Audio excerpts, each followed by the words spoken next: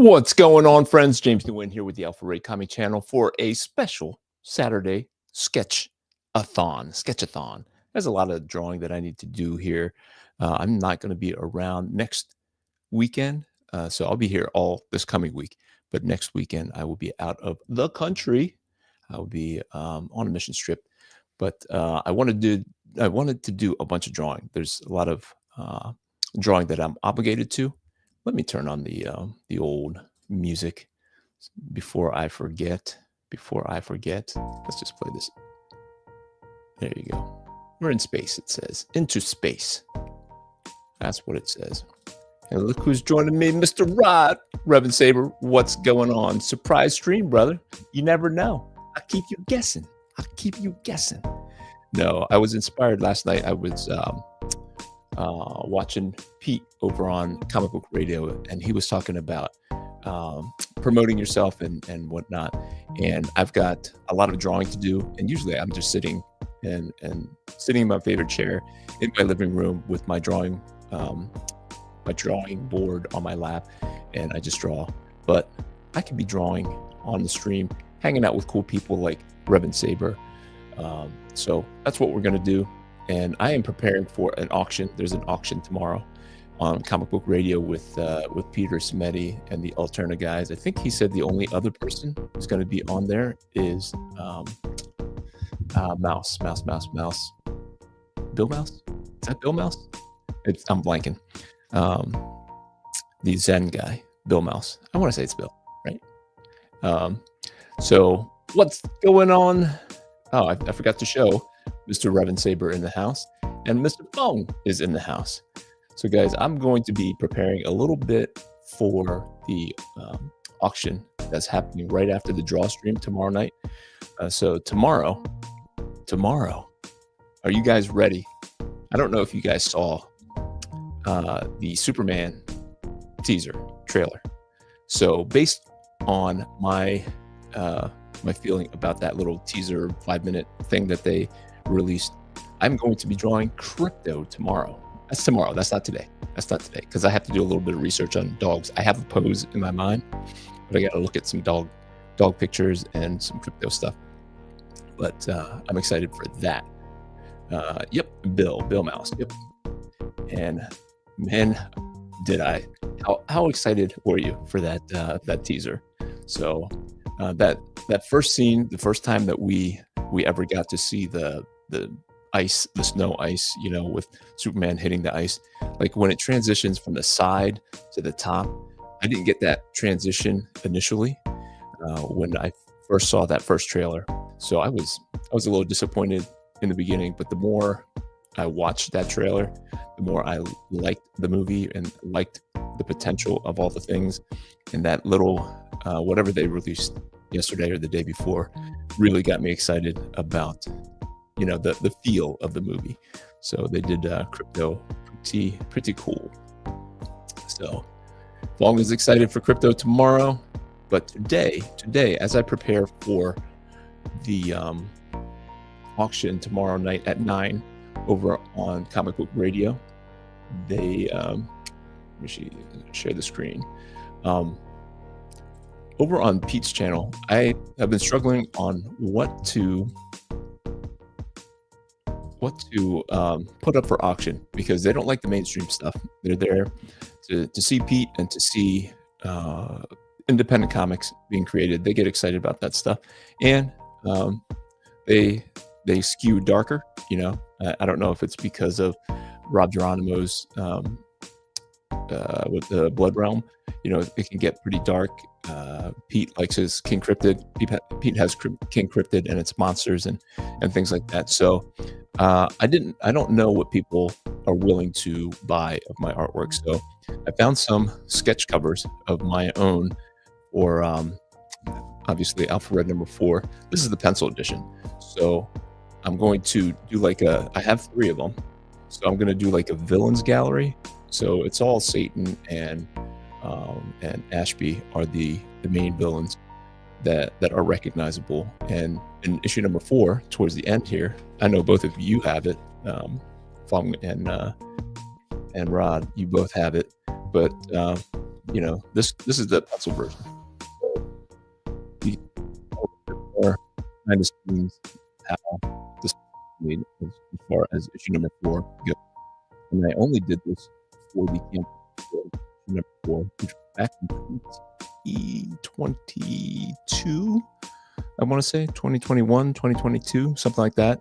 And then it's never been offered again. So, and I am all out of these. There's probably a total of only about 15 of these ever created. And I had 3 of these sketch covers left. And so I thought the rarity of them and the rarity that you can get something with the pencils might be appealing to them. What's going on? Let me see if I can. I can't read well. Okay, so Aurelius, thank you for joining us, Aurelius. Thank you. Let me see who else said anything. It says the apprentice loves him some crypto. Awesome. So I'll draw the crypto and maybe I'll put it up for auction right afterwards at Comic Book Radio. So, and we'll start it off at like $25 and see if anybody bites on that. If you do crypto, then you've got to do Ace the Bat Hound someday. Okay. Hey, I didn't know that Batman had a hound. So that's news to me. But sure. And then we got Aurelius. Thank you guys for joining me. So I did this last night. So that was part of what I was doing last night. And this is Omega Black. If you're not familiar with Alpha Red, the story of Alpha Red, you can go to alpharedcomic.com. You can find out a little bit more about my independent comic book, Alpha Red. And this was issue number 4. I'm up to issue number 6. So these sketch covers are pretty rare, actually, to be honest. And not just because I didn't do many sketch covers, but because they are also in pencil. So not something that I put out there very often. But this is Satan in my comic Alpha Red, and right here at the beginning of Alpha Red is when we see that his right-hand demon Ashby is betraying the Prince of Darkness himself. And there's a little banter going back and forth, but you get the whole, I put the letters, the words all in it. And this is what we're going to start off with today. Is we're going to start off finishing up the picture of Ashby. And look who's in the house, Mr. Patrick Daniel. Hey, looks like I caught you at the end here. Actually, I just turned it on, and no, I was going through, Patrick, that I am going to be auctioning off these drawings tomorrow. So tomorrow after my live stream on the 8 o'clock live stream, that's every week except for the following week, and I'll tell you a little bit about that in a minute. But after I finish up my draw stream tomorrow night, I will jump over to the Comic Book Radio YouTube channel, and he is having an art auction, and he's allowing me to participate in that. So it's going to be, if you read the title, it's a Sketch-A-Thon. So when I finish this, I'll go right into another sketch, and I happen to have another Batman Hush sketch cover that I started, and this will also be available maybe on Etsy. Maybe I'll wait to auction it off on Peter's thing also. And then if we get done with that and my wife isn't clamoring to spend time with me, I bought this yesterday. Deadpool kills the Marvel Universe one last time. It's not as bad as I thought it was going to be. I thought it was going to be kind of cheesy. But the story was pretty decent. If you like Deadpool and you're okay with multiverse type stuff. But I was going to have Deadpool, and he was going to kill the Marvel Cinematic Universe. So I was going to have like RDJ, Iron Man. This was going to be Tom Holland, Spider-Man. This was going to be this was a Hulk, Cap down here. So if I finish the Batman, if I finish the Batman, I'll go to the Deadpool. But we'll start off with this. And I don't know if you guys want to see the pages from Alpha Red, the current pages. I don't do this very often anymore because I don't remember, honestly. But we can bring up the pages here from our old hero, Alpha Red. This is page 1, and I won't say too much about it because I don't want to give away some of the fun story details. And whoops, let me pull this off here. Another Batman sketch cover. My wallet is going. It's groaning. Well, you know, the coffers of Alpha Red number 7. The war chest is not quite where I want it to be to get the help that I'm going to need to complete it. So that's why I'm doing all these auctions and all this other stuff. So Patrick Daniel says, awesome. I'm headed out in a few minutes, but I'll be sure to be there tomorrow night. Love the Sunday streams. Thank you, man. Thank you for joining me every week. It's awesome. Awesome to be able to spend time with you guys. So this is page 2, page 3. And I actually, as I left these pages in pencil, I have the option to change some things, and I think there are things about her that I'm going to change because I had to condense part of the story and eliminate one of the scenes. So there's really no need for her to have a sword. So I might erase the sword out of her backpack there. She was supposed to be a swordsman too. And I had to cut out the scene where, well, I don't want to give it away, but there is parts of the story that I'm condensing, and it eliminated a fight scene where she uses the blade. So this is one of my favorite pages. Splash page. Come on. Come on. So I think some of these things are what is missing in modern comics, like splash pages, pages that get people excited. I don't know. It got me excited to draw it. So I'm hoping people react to it in the same way. And some things that I forget to do when I'm creating these pages is to create like more posterific pictures where you can pull it out of the story, and it could serve as a poster or use it as crossover art. So I really need to start thinking about that a little bit more as I put the pages together. But always learning, always growing. This is going to be Zad Keel giving a flashback of his origin, and that's all I'm going to say about that. And Patrick says, love the day Deadpool kills the MCU. Can't believe Ryan Reynolds hasn't done that yet. It feels like he's killing a lot of people. So page 14. I'm not going to say much about it. I do have these formatted in the computer, so maybe next time I'll have it ready where I can pull up a folder and you get to zoom in on some of these details. But I think this is also fun to be able to handle the pages, and you guys can see what it looks like, not just digitally, but I mean you are looking at it digitally, but this is a new page. I haven't shared this page yet. If you're following me on Substack, you will have seen these pages, like just a photograph of them. So not the scans and whatnot, not the hard scans, and there it is. That's the last one so far. That's page 18 of Alpha Red. Who's excited? I know I am. I can't wait to ink these. So, but we are gonna start the Sketch-A-Thon by finishing up our sketch cover here of Ashby. So this is issue number 5. Where's issue number 4? It's around here. I promise. Promise.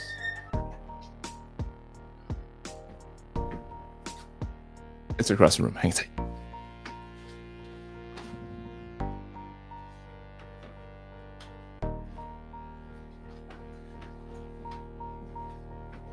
Here we go. Here we go.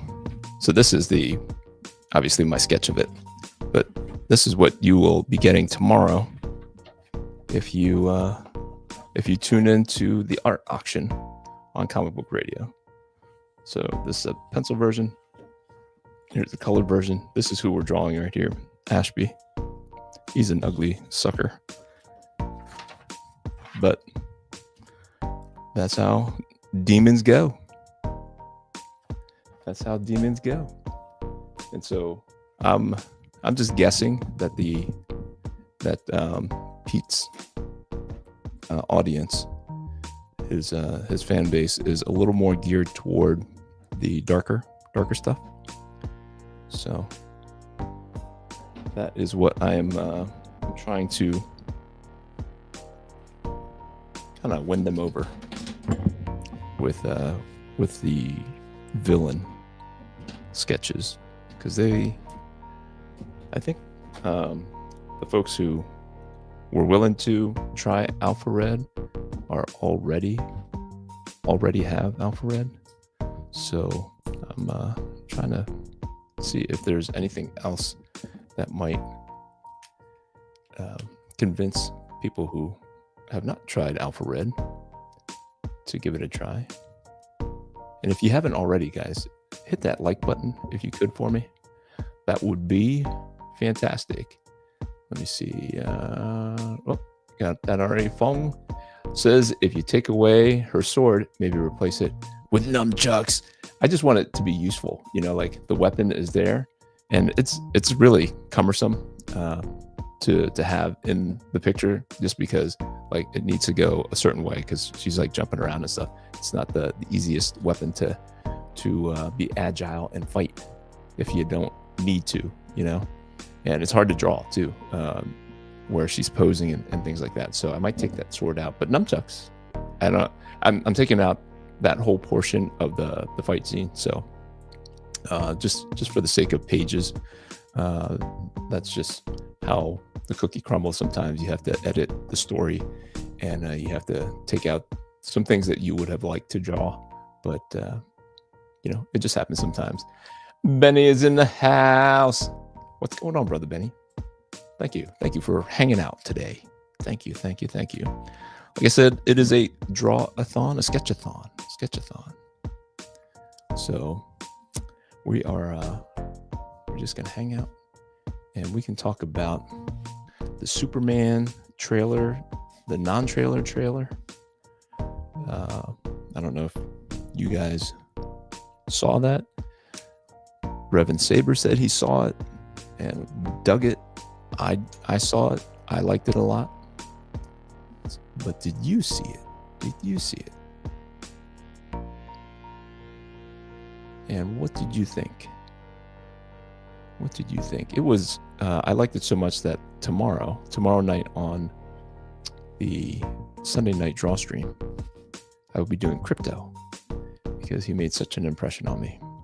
It was just, I had a dog who passed away, boy, I want to say it's been 3 years, 2.5, 3 years. And to be honest, we didn't even really like that dog. She was a bad dog. She was a small dog that had small dog syndrome, and she wasn't hurting anybody. She was like 8-9 pounds soaking wet, but she wanted to protect us from who? I don't know. But she moved like the dog moved. She would pounce on things, and when she was in a good mood and wanted to play. I know people were complaining that it looks CGI, and maybe it is, or maybe it's not. It didn't bother me. It didn't come off as fake or whatever. I assume that maybe it was, but why wouldn't you be able to train a dog to do that in that scene? Of course you have the cape flying around, so maybe you CGI the cape, and maybe I'm just getting blind in my old age, and I can't tell the difference between CGI and real life. But I did not think it was CGI, at least not all of it. But apparently James Gunn says that he has the new trailer waiting in the wings. And apparently on April 18th, it's Superman Day. So I assume on April 18th, we will get that trailer. So there will be a Sunday night draw stream tomorrow, but the following week there will not be. And I'm not sure whether or not I want to on Easter Sunday. We're not going anywhere, and it's because of the previous week, which is next week.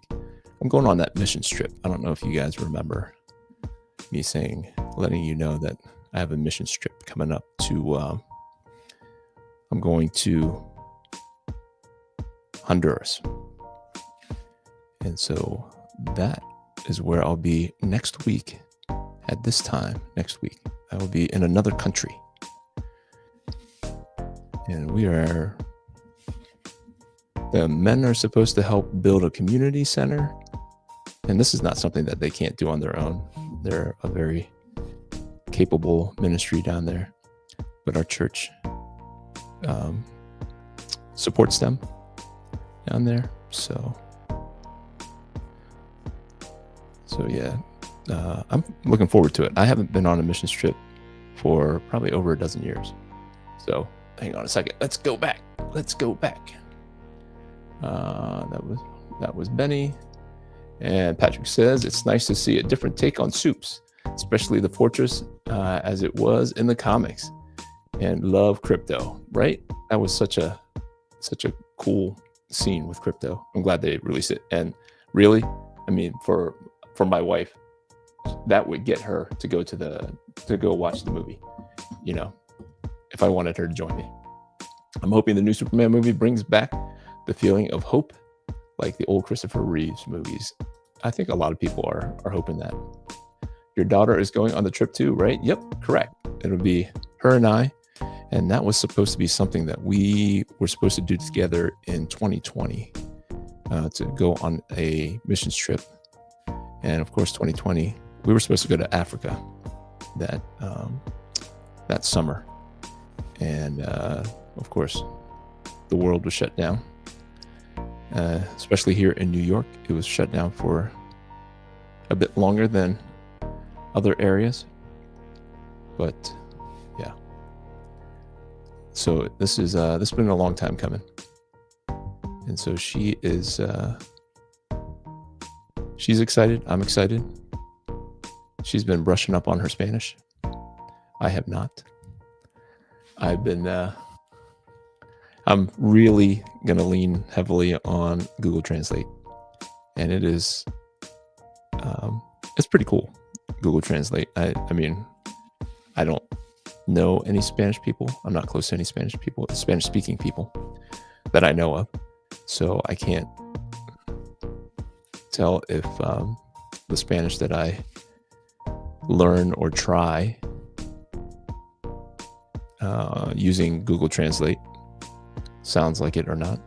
Google thinks that my Spanish sounds Spanishy when I ask it to say something, and then I repeat it and I retranslate it. The same words come out. So I think hopefully that'll be enough. Hopefully. So yeah, these this drawing and the other drawings, the Satan drawing and the Omega Black drawing will be auctioned off. I'll start them off at $20, and hopefully they will end up a little north of that. Hopefully, you know, as you do with an auction. But even if it doesn't, it'll go on the website then, the Etsy store, for anybody who wants to support me that way. As far as helping, it's all fundraising for Alpha Red number 7. Whatever current issue of Alpha Red I'm working on, I just need the war chest to grow. I'm debating on whether or not I will need help with the inking to speed things up. And I do believe that the inker from the previous issue of Alpha Red is available to help me out. So JC Grande could come back to digitally ink Alpha Red number 7. But all that takes money, and so that is what I am raising funds for. So I think this is kind of it for that. Was that fast? That felt kind of fast. Like I had it mostly done, but put in these little flecks to kind of simulate the ground. He's standing on something, right? And maybe where's the shadow? I was working with the shadow, like maybe coming from the top. So we'll make more contrast, more energy, more contrast are things that I'm working on. And so it's just more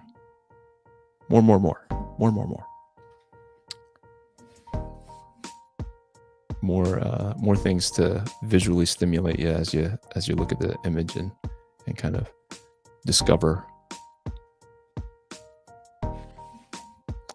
what little things that I was trying to add, and hopefully that excites you a little bit more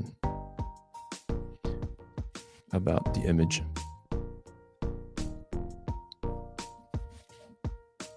All right, so we'll let the ink dry on that as we pop over.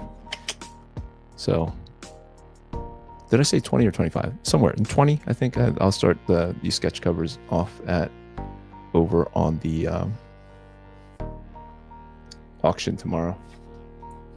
So we got that'll be there. I'll throw in some pre-remastered copies of Alpha Red number 4 to go along with the pencil edition. So when I remastered issue number 4, I just added, I believe, something fell. I added some dialogue for future story. So I think there's your Satan. Then we'll jump over here to the Batman.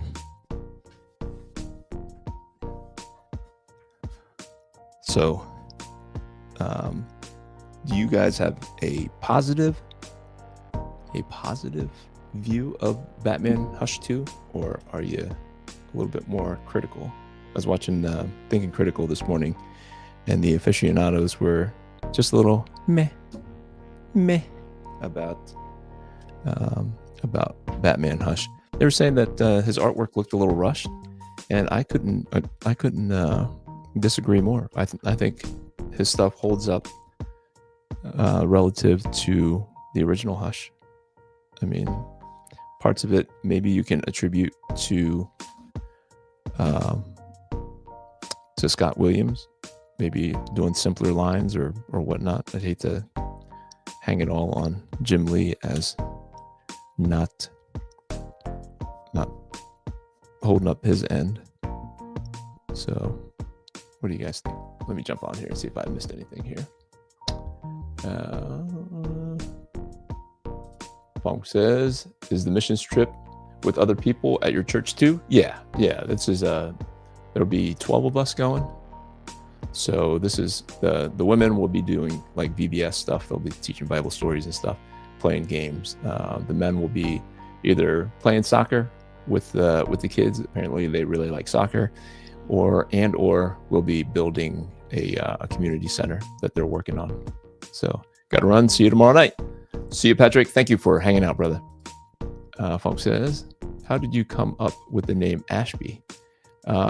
So my and I wish that there were like deep meanings to some of the things that I do. Sometimes it's just very it's the closest thing, or the thing that makes the most sense at the time, or whatever. So Ashby was just the last name of our former pediatrician when I was creating the name of the right hand demon. I was like, I need a devilish kind of name, and I went through a bunch of stuff, and right there on the table was an invoice from the pediatrician, and so I was like, hey, that's a pretty. There's many levels of why that sounds good. So I was like, Ashby, it is. So it is not a real deep reason for the name being the name. But yeah. So yeah, like I said, I wish there were deeper meanings to some of the names. I know a lot of creators take a lot of time and put a lot of symbolism into certain names and things. Like Wes's name, Calvin John Wesley. There's John Wesley and there's John Calvin. I know they're two different schools of theology, but that was kind of intentional. At the time, I didn't know how different those two schools of theology were, and I still don't fully understand. And I think I knew at some point what the differences were, but it's been so long, and it wasn't my initial intention to use that name as like a kind of like a incorporation of the theological differences or whatever. It was just more, I knew that those were biblical church type people, and if I combined the names, I thought it would be cool to honor those people. So nothing too deep. Wish I had more depth for the reasons I do what I do. So what I'm doing here, obviously, well, maybe not obviously, but it's going through the words here, and I would go in with a whiteout afterward, and kind of outline it, or hopefully make it look like it's an actual cover. How cool would it be to have an actual cover? An actual Batman cover. So I did talk to my local comic shop about that. Like, I know that different comic shops can have their own covers to stuff if they pay enough. You'd have to order like 3,000, I think the number is for a DC book. 3,000 comics, and you can get your own cover. So I had been talking to them about that, but that's like thousands of dollars, or maybe not thousands. Yeah, maybe thousands of dollars. I don't know, but he said that's really expensive, and so the idea never got too far. Let's see if I'm missing anything. So Funk says Hush 2 grew more on me as I read it. As I read it again. Yes. Yep. I read it twice, and I liked it the first time, and I liked it better the second time. So, like I said, it had a lot of echoes of the first Hush, and I understood that it was going to be kind of a setup for a lot of what was coming next. So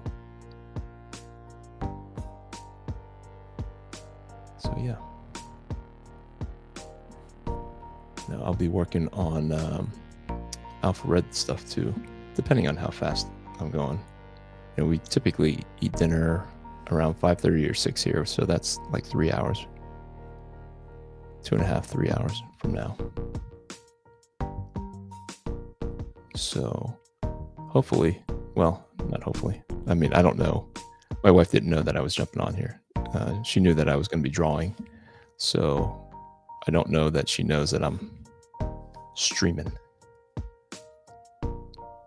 But so if she needs me, she might pop in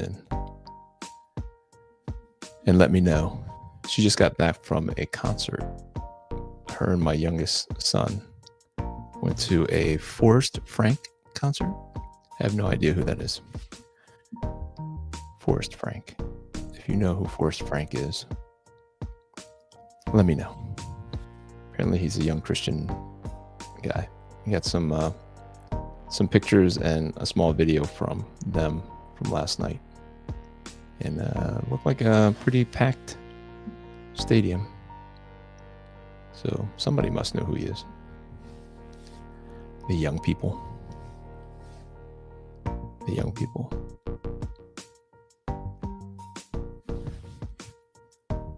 Yeah. My son is into music more than the other kids. I'm not a huge music person.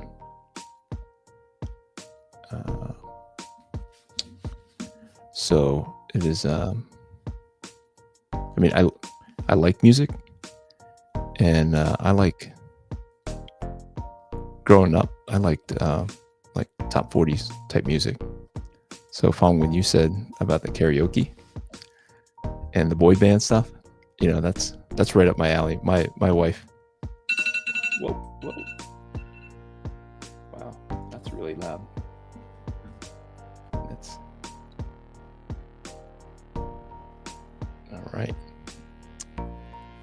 So, like all the boy bands, all that stuff, anything that was popular on the radio, like if you move through the different eras, I liked Nirvana when Nirvana was top 40. I liked, so the grunge that led into the boy bands. I liked the hair bands when the hair bands were popular.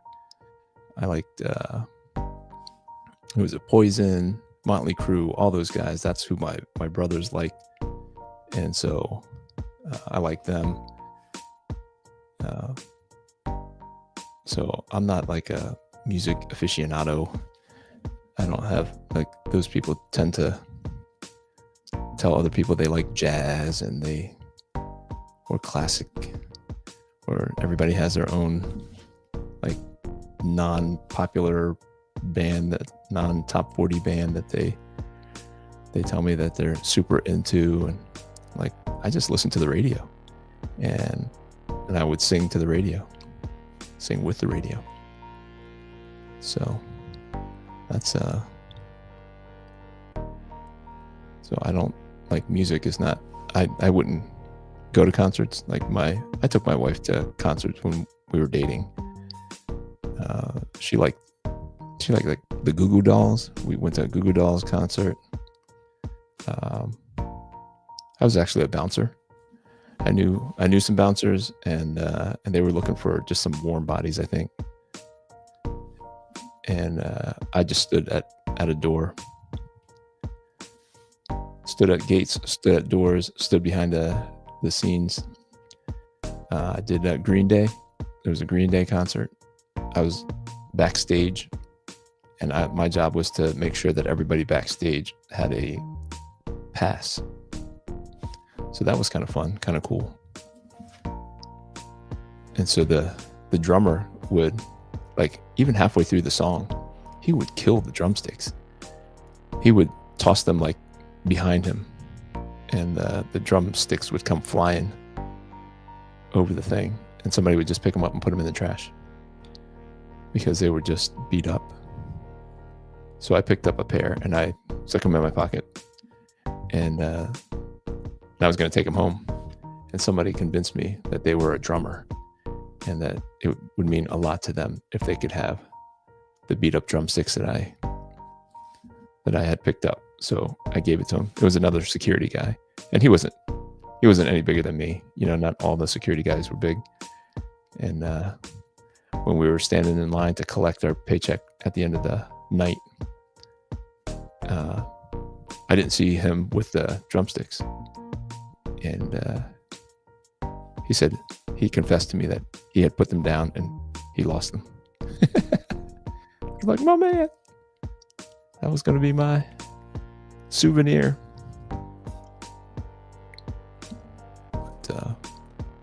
But yeah, music. I know music does something to a lot of people. And I like music, for sure. I like to dance. Like I said, I thought I was going to be a boy band guy.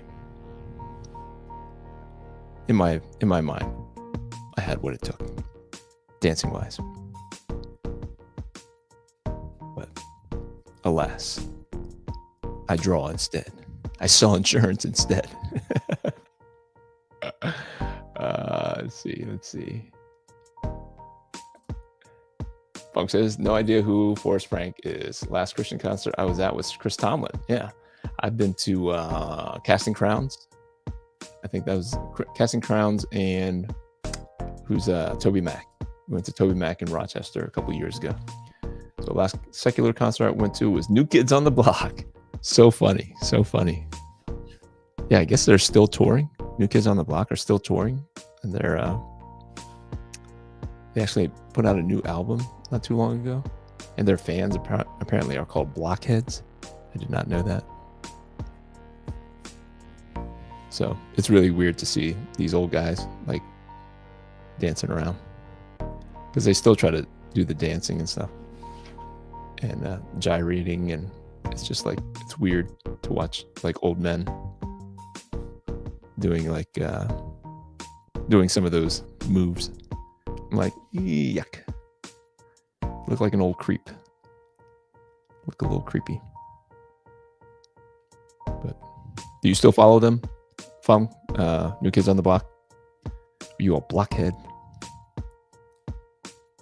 Gotta say, my sister was in love with them, obviously, and she would play it nonstop as she took us to school.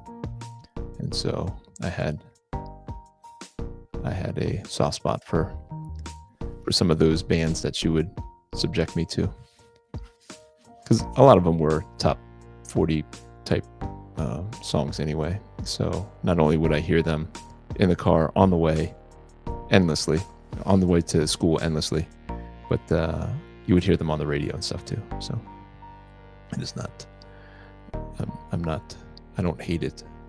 Like, I'm not allergic to hearing them like some males, some alpha males might deny that they know any New Kids on the Block songs or NSYNC or Backstreet Boys. My sister also liked Rick Astley. Remember that guy? Together forever and never to part. So we knew all the words to Rick Astley songs.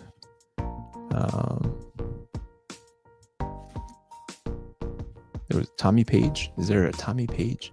Do you remember, Fong? If you were New Kids on the Block, I think he toured with the New Kids. Tommy Page. He had a couple of hits.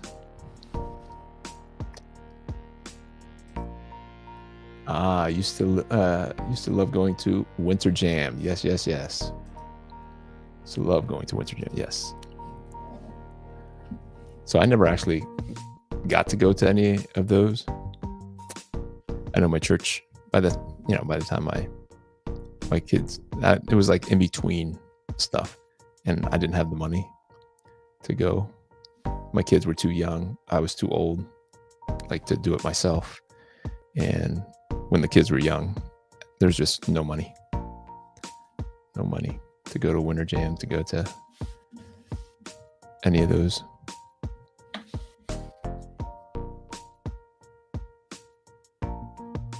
But yeah, now they call all that stuff old man music, because I do like all those, like Skillet and not Skillet so much, because Skillet was too edgy. But like the Chris Tomlins, the Matthew West, Casting Crowns, Mercy Me. Like I know the words to almost all of those songs. And I'm terrible with words. When I say I know the words, I really don't. I mean, I pretend to know the words as they sing them. I sing them like 2 or 3 seconds later, which annoys my family because I don't actually remember the words. And if the song is not on, boy, and I try, the words are nothing like the real words. And they give me a hard time about that too.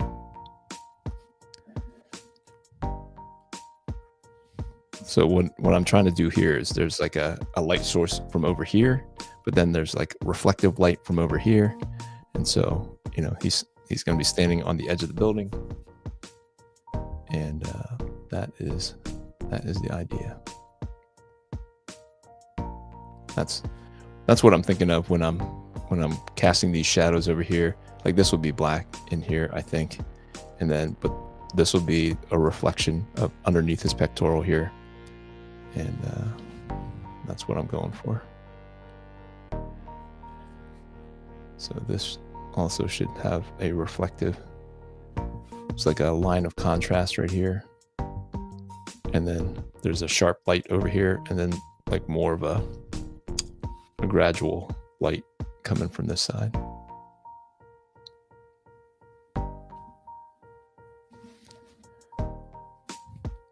So if you guys have not hit the like button, you're just joining me. If you could hit that like button, you could, if you're not a subscriber, I think we're at 302. I don't know if we did the chicken dance last week, and I still gained 2 after the chicken dance. So you guys didn't leave me. I appreciate that.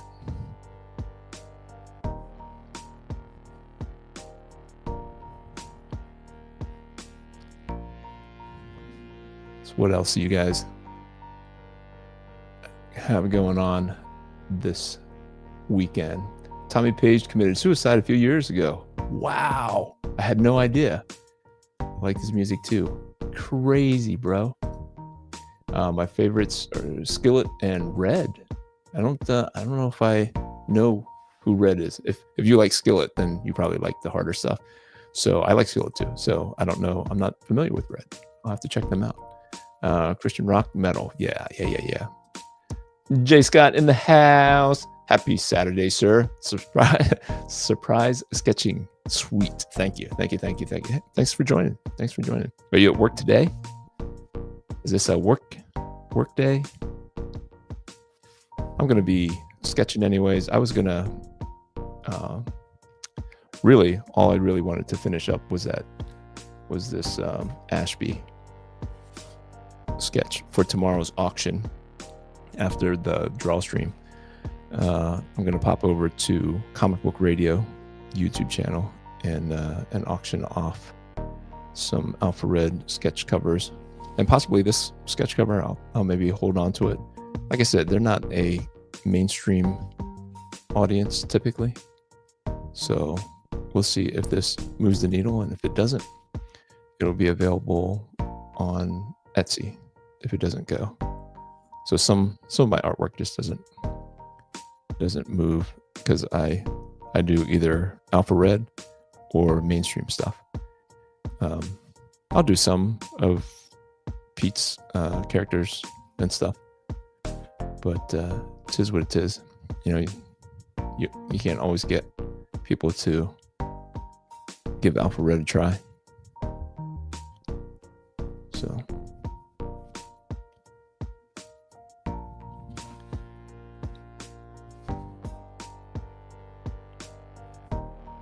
I think he has pockets.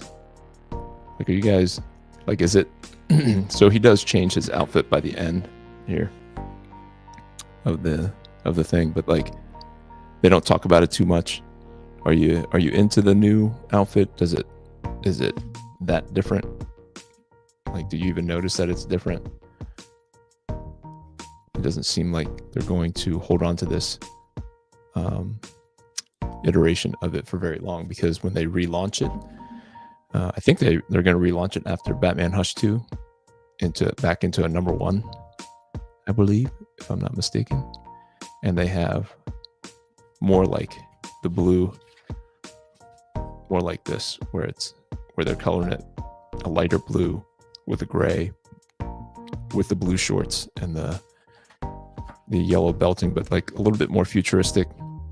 I think that even the ears are going to be taller or whatever. So it sounds like they're going to swing into a different Batman design anyway. So for whatever reason, Jim Lee redesigned this Batman suit for Hush 2. I want to say that it doesn't sound like it's going to last for a very long time, maybe just a year. I don't know how long Batman Hush is supposed to last. So is it a year-long thing, or?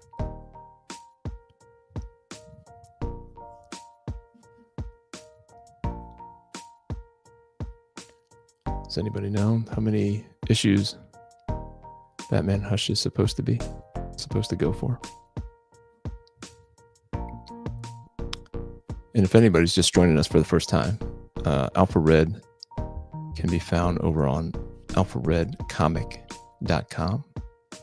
You can find out a little bit more about our favorite hero. That's the channel. That's the name of the channel, because that is the main reason why I have a YouTube channel, is to bring more attention to Alpha Red. But I also like mainstream comics. That's what I grew up on. I grew up on the Image artists, creators. That was my era. And so I like other eras, obviously, because once you discover your favorite artist, writer, character, whatever, then you go and you find more from them, about them. So let me see, I'm trying to decide how to make this a metal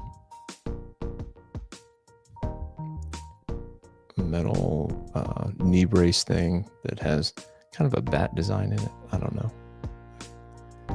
I couldn't find a straight design of what the knee pad looks like, so just kind of making it up.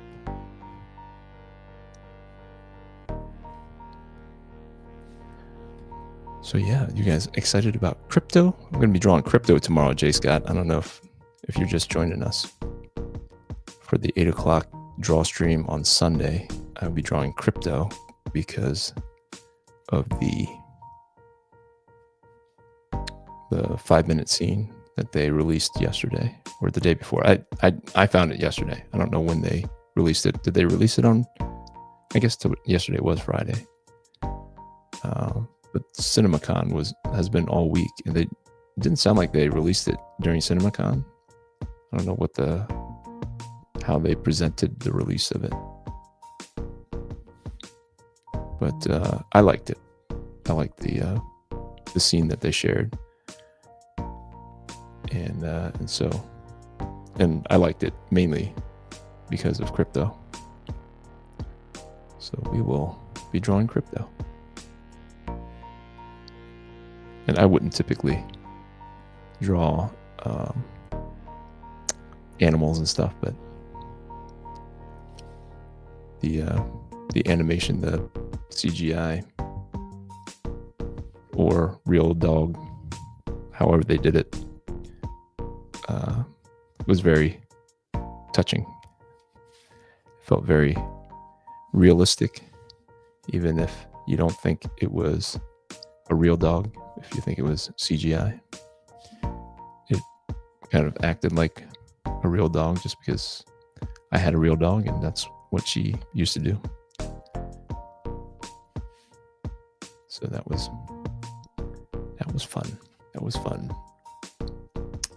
Jay Scott says, at work today. No work. Oh, no work today. Gotcha. Reverend Saber says, love seeing the yellow oval again. Yeah, I don't mind it. I mean, I love Frank Miller's reasoning for it. You know, it makes sense to me. If you're bulletproof, if you made that part of you bulletproof, and you're running around with your face exposed, you know, that's a good reason to have that yellow bat symbol for people to shoot at. You know, I miss those kinds of explanations. I need to make up some of those explanations for some of the things that I do for Alpha Red. Sometimes, for me, as the visual creator for it, I'm just looking for things that look cool, things that remind me of things that I thought looked cool. So I don't always necessarily have a good reason for the things that Alpha Red has. But I am, I'll work on it to see if I can figure out cool reasons for Alpha Red to have some of the gadgets that he has or whatnot.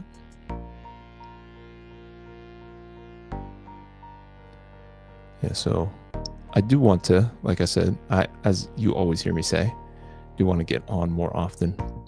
And there, you know, it doesn't always have to be drawing, I guess.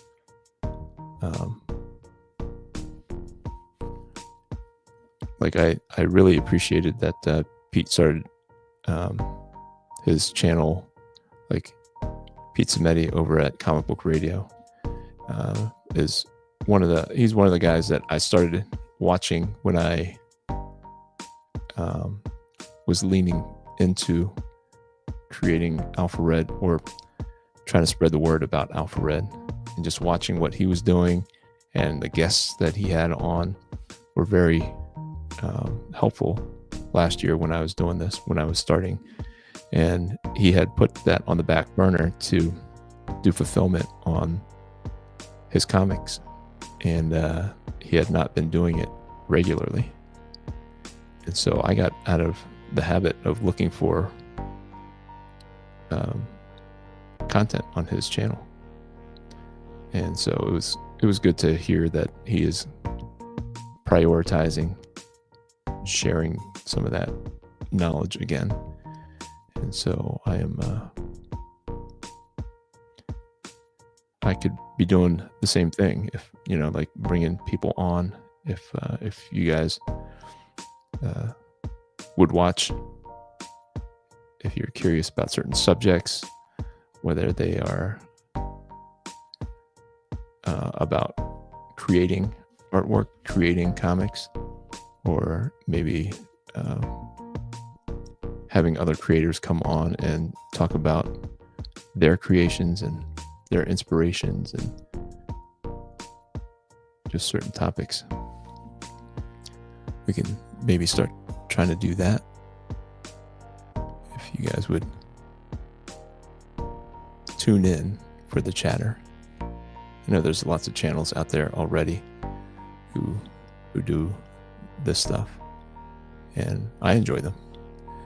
But sometimes, you know, it's the sameness that you just need a little break from your favorite voice, and you're just open to hearing other takes.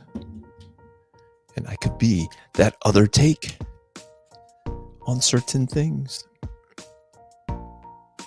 at least on things that I am picking up. Like the absolute stuff they were pushing at my comic shop when I showed up this week. And what did I pick up this week? I think it's the final issue of Amazing Spider-Man before they reboot it. So Amazing Spider-Man number 70. And that was the only thing I had in my box. So I was like, I can pick up something else. That's why I picked up the Deadpool. Do I have it here? This Deadpool will be next if I when I get done with this, which I don't know, I could get done with this, but I'll go and do that. So I picked that up instead. But he was showing me, he was trying to, the one guy, Mike, Mustache Mike. I don't know what Mike's real name is. I don't know his real last name, but we call him Mustache Mike. He's got one of those curly, twirly kind of mustaches. So he's Mustache Mike. And he was recommending Martian Manhunter, Absolute Martian Manhunter. I was like, I don't think you could ever get me to buy that book. Like the art was just like, no thank you. I like my superhero comics to look like superheroes. And not that I only pick up superhero comics, like mostly, like 99% superheroes. But I pick up a book called The Moon is Following Us, right? I dig that. And the only reason why I even gave it a shot was because it is written by the same writer as Transformers. And I'm really enjoying the Transformers book. And so I give that a pass as far as indie art, because it looks a lot like his art from Transformers, Daniel Warren Johnson's art from Transformers. He does some of the art too, by the looks of the credits. So, but by and large, I would never pick up Absolute Martian Manhunter. And the thing that keeps me away is the artwork. So I'm like, I don't know. No, I don't want to throw shade on other artists and different styles. It's just not for me. I did pick up the Absolute Flash, though. I have a sketch cover of that. I don't know if you guys are into Flash or Absolute Flash, but it is. I hear it's good, so I want to give it a shot. Let me see if I'm missing anything. Funk says, so what possible homage covers are you thinking for Alpha Red #7? Ha ha ha. I have one in mind for sure. I'm not settled on whether or not I'm going to use that yet, but it's a strong contender, and I've been waiting to do it for a long time, and it is it's one of my favorite covers. So I'll leave it at that. I don't know if I've mentioned what my favorite cover is, but did you say this was going to be on the auction tomorrow? Yes, I'm going to start it off on the auction tomorrow. It'll be $25. We'll see how far it goes. Yeah, and if it doesn't go on the auction tomorrow, it'll go up on Etsy, Rod. Daredevil, Cold Day In, heck, came out this week. Very good. Okay, so who's writing and drawing Daredevil? I didn't realize that the guy who was doing Ultimate Spider-Man, I have a comic of his when he was drawing Daredevil. I had randomly picked up an issue of Daredevil, and apparently he was the artist on that, Mark Cicchetto or something like that. And I don't even remember why I bought that particular issue, but I have that issue, and he draws it, and he's a great artist. Amazing. So I'll have to check into that. Like, I'm not actively looking for more comics to buy. I'm actually probably only going to give Amazing Spider-Man about 2 issues, and if it doesn't like wow me, I'll probably bail on it. If it doesn't have like fantastic art and the story, if Joe Kelly's stories don't really move me, I'll bow out of Amazing Spider-Man, and maybe that'll give me some room to pick up another title, give another title a shot. So I'd like to pick up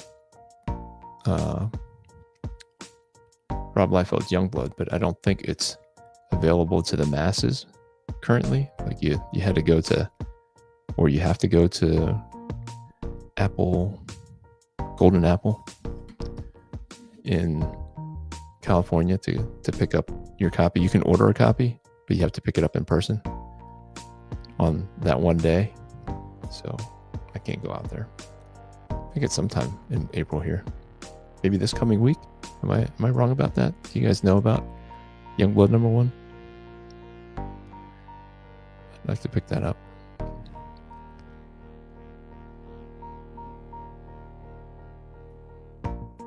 But it doesn't sound like it's going to be distributed to everybody right away.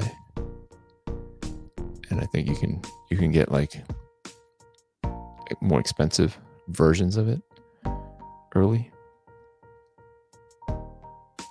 But I just want to read it, have it. I don't need the most rare or most expensive versions of it. What do you guys feel about variant covers? Feels like maybe people are getting tired of variant covers. I know that's kind of the business model of Marvel and DC and of a lot of publishers. Dynamite. Variant covers are how they make back their money. So they're selling to either the same people multiple times, or they're charging more for the same content on a cover from a more well-known artist, and that rarity creates value, so they'll pay a little bit more for it. So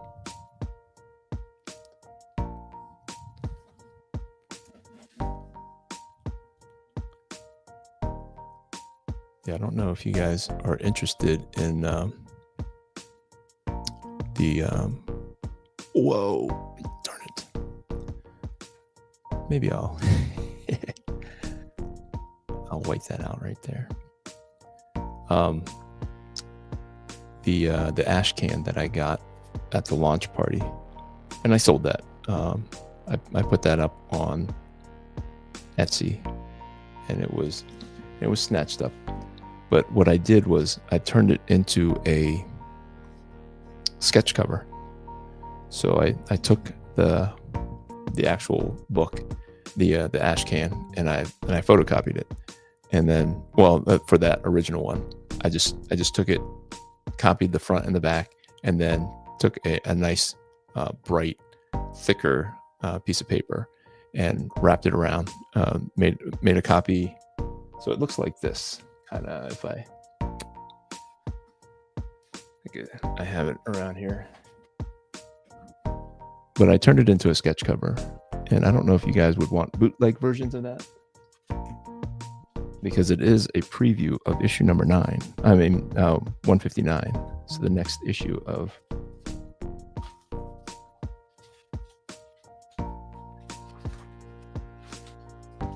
come on, where is it?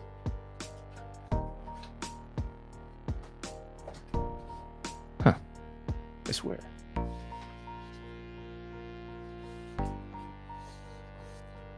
This is what it kind of looked like. So it was a half page, so it's a digest size thing.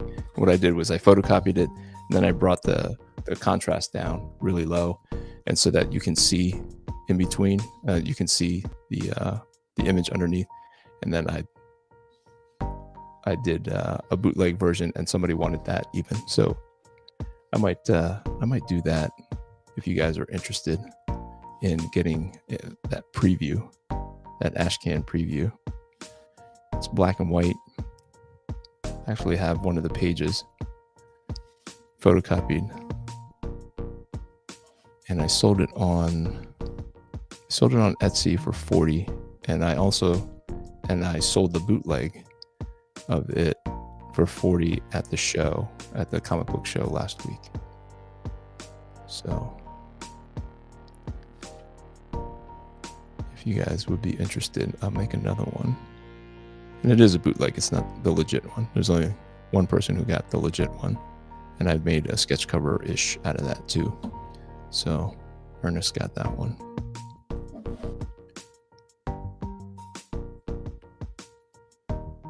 But I don't know.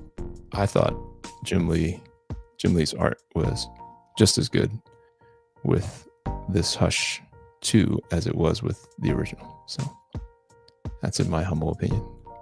Maybe I was setting the bar low because I had seen some of his more recent sketches, and I thought he was kind of losing his magic a little bit as far as his proportions. Looked like some proportions were a little bit longer, but I did not see a problem with that in the Batman 158 that just came out. So maybe it was my expectation was that I wasn't going to like the art as much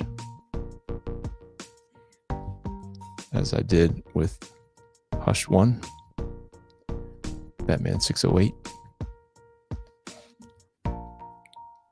Maybe I can just turn that into cracks in the building. Cracks in the building.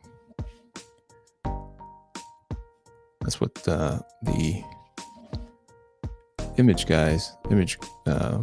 creators were so good at, like just adding all these busy lines to it that kind of, I don't know. I know people, fans of the more classic art styles, don't like all the extra lines that Todd McFarlane brings to his artwork, and Jim Lee and those guys, they just brought all this other stuff in. So let's see. You said that Charles Soule and Steve McNiven. You might have me as Steve McNiven, brother. You might have me. Reverend Saber says, yeah, the comic budget is stretched a little thin. Yep. I feel like that sketch needs the bat signal shining in the back. Maybe. It's not out of the question. Like I was going to do some buildings, as you can, I don't know if you can see some hints of this, but I'm going to throw down some contrast here, some contrast lines, and we'll see where it takes us here. And we'll see if the bat symbol can make its way into the picture.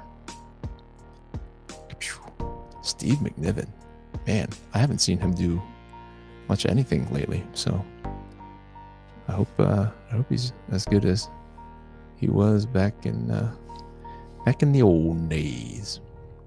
I don't even see him on covers. Does he do covers? These variant covers that I was just talking about. I think some people are pushing back on the variant cover thing, but some people are eating it up. So who knows?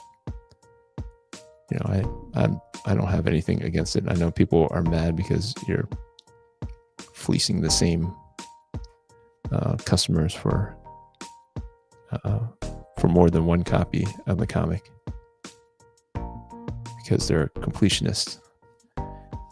And, you know, I say that's up to them. You know, if Marvel can get them to buy it, that's a marketing thing. I assume they're happy to buy it. Like, it brings them joy to have it. So who am I to poo-poo on a guy who's collecting variants and stuff? You know, to each their own. To each their own.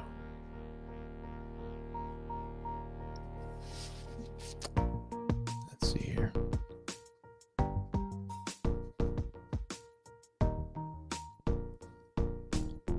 Metal, shiny.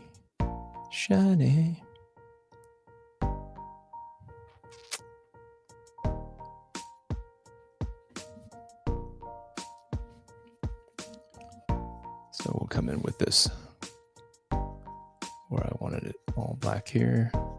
We won't go black. We won't break out Fatty McBlack stuff.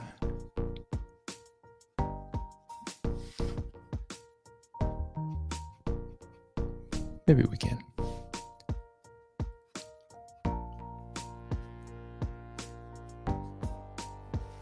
Maybe we can. Probably would have saved me some time there, but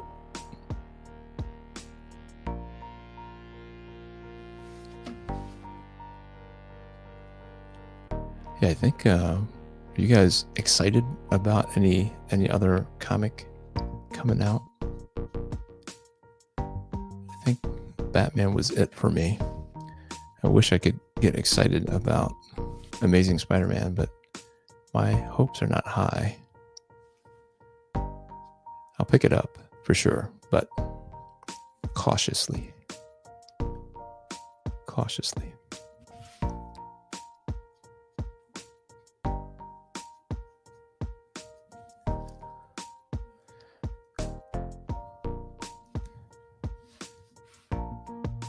Gotta fill this in before I forget. I didn't. I thought I filled this in already. Yeah.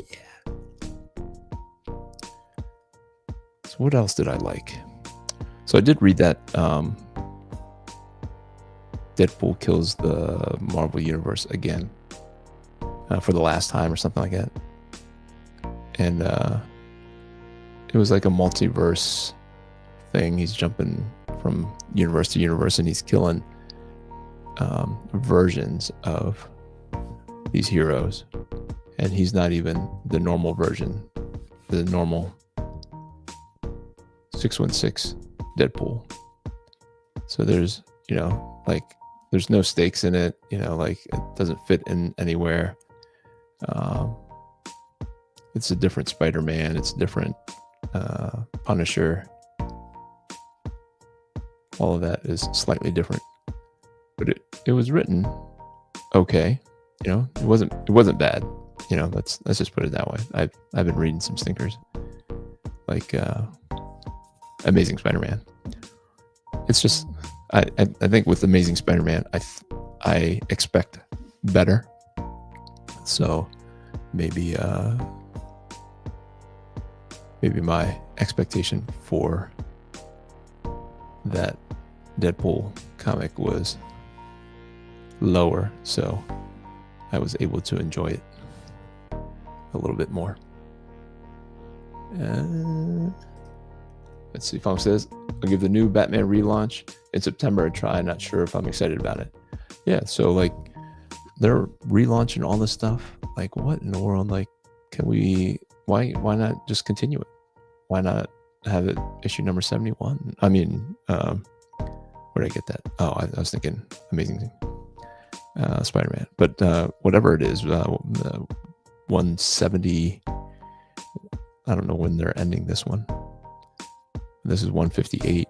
So if they end it in a year, that'd be 170, right? So they're going to stop with 170 and start over. Why not go to all the way to 200 at least? And why reboot it? I don't know. Tom McFarlane makes a pretty compelling argument about keeping the numbering high. He says it's it's a part of a bigger story. Like you know that you're reading a chapter in a much larger story. You keep rebooting it, people pick it up and they're expecting like an origin story or the first of something, but that's not what they're getting. They're not getting the first of anything. Just disingenuous. So you're already starting off lying to the customer that this is the first issue. It's not the first issue of Batman. Not the first issue of Spider-Man. Like, how are people supposed to understand that? People outside of our hobby.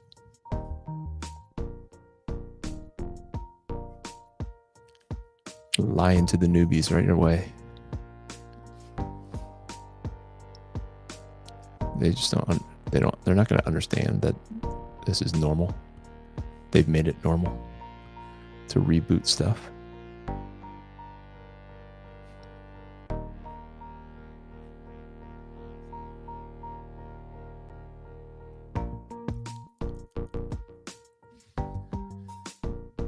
What do you think? What do you think, guys? Bat signal? No bat signal.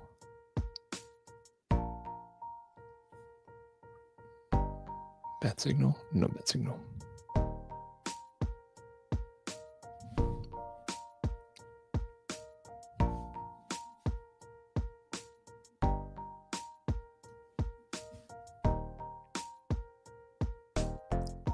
I do want to erase the pencils, because after the erasing process, sometimes glaring omissions stick out. So this would be like the top of the stuff here, and then this would be that coming down there.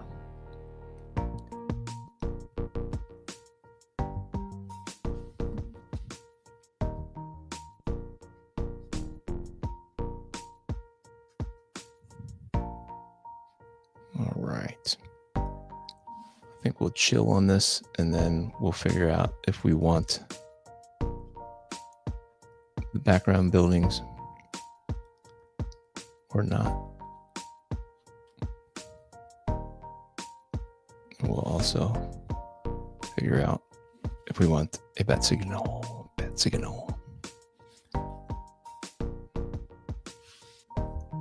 Let you guys weigh in on that.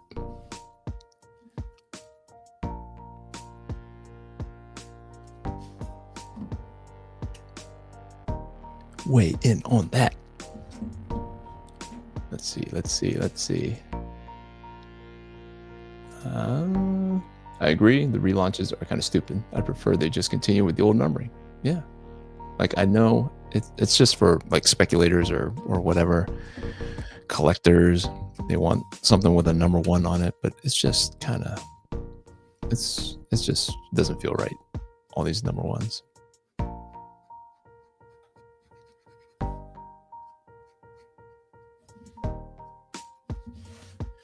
Yeah. We'll just add a bunch of this contrast. A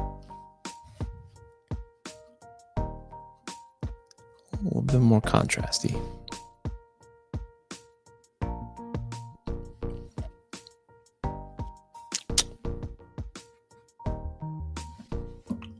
All right. We'll let that simmer a little bit. Maybe come back to it, see what we like, what we don't like. What about this? Would you guys be interested in the ash can? See, I don't know if you can see underneath here, because I scanned it, like muted the contrast, and so that I can draw it and it can pop out. Let me grab the other thing here.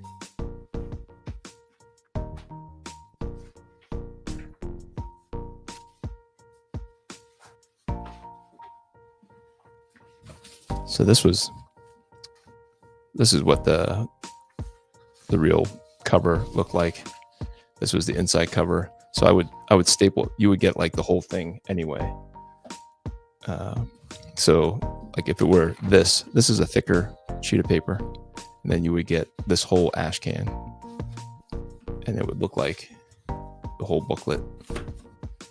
But like I said, this would be a bootleg version. So it would go like this, and you get a preview of next month's, and it's just Jim Lee's artwork, no words or whatever. So I sold it for $40, and I think that's what I would sell it for again, just because it's a little harder to get. But then this would go on the front of it, and so it would be a digest sized. I would staple this together, and then this is what you would get. What do you think?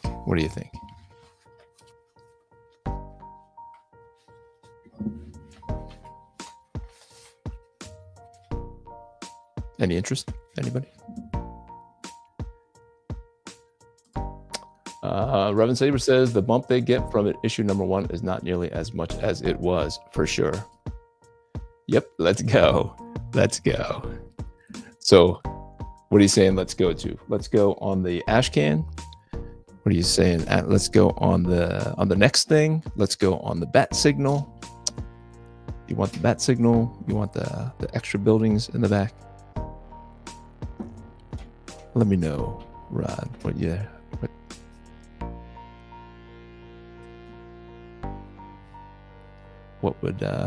would you like to see here? I like that this is like a creamy color. This is not a bright white. I'm used to seeing bright white. See, this is like how bright that is. This is like a creamy color. So it's kind of cool. I think everybody's kind of used to seeing Deadpool's mask like it is in the movies, now that the movies are the most popular iteration of Deadpool, I want to say. Dealer's choice. Nice. I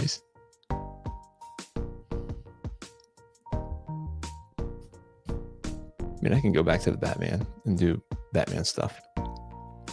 This is probably going to require a little bit more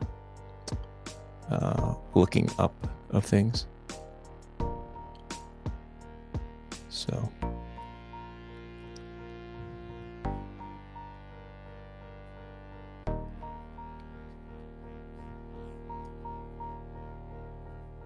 So if anybody is new here, you haven't already subscribed, please consider subscribing.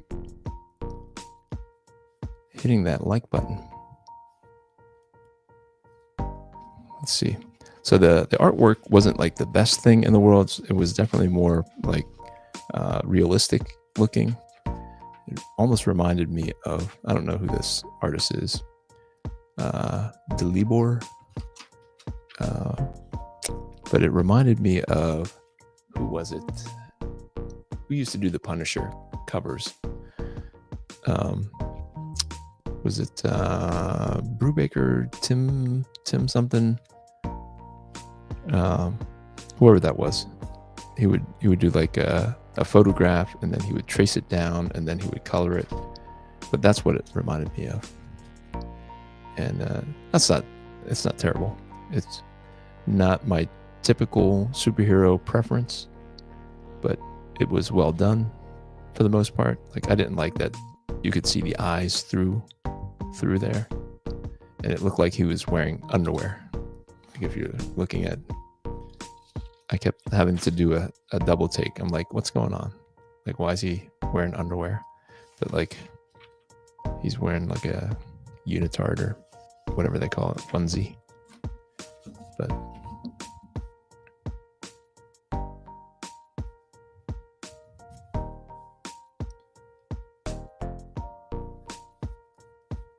so I have a preference of which Deadpool outfit I like to see him in, but I haven't seen that in a long time. I know that they moved away from the version that I like, but that's the version that I'm going to do here. Hopefully. I mean, as long as you have the Deadpool mask, I think, and like you do like a Deadpool thing on his wrist or some kind of belt on his belt, you can also see that. It will be it would be recognizable as Deadpool. So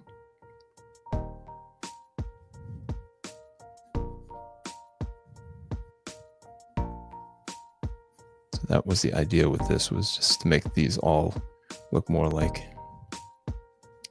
the MCU versions of the characters.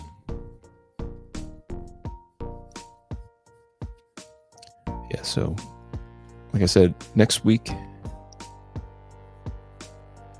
Sunday, not this coming Sunday, not tomorrow. Tomorrow there will be a Sunday Night Draw stream, but the following week I will be in Honduras. And then the week after that is Easter Sunday. So I don't know if I will do a live or if I'll do some kind of a pre-recorded premiere or something like that.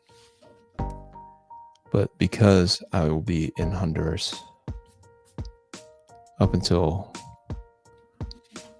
Saturday the 19th. Actually, we'll be leaving Honduras on the 18th, coming back on the 19th. There is a layover for us, so we won't return until Saturday. So we're not going out of town as we normally would for Easter. So I will be in town, so I might be able to get on, but it's Easter, you know. See what the family, if the family is tired of seeing each other, if they'll be missing us so much from the because we will have been away for a week.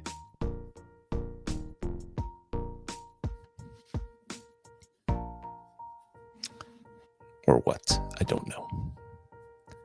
We don't know yet. Does he have knee pads or not? Let me see. I don't like this iteration of it, like I said, because he looks like he's wearing underwear. Let's see if they make him with knee pads. Or let me see if there's an advertisement. All right, this is a better version where he's not wearing that. So I'm going to say no on the knee pads. Maybe he has like shin guards, it looks like, maybe.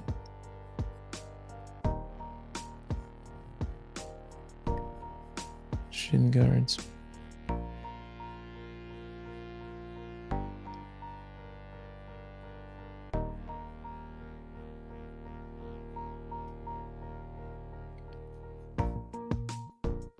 So we'll keep it like so, like so.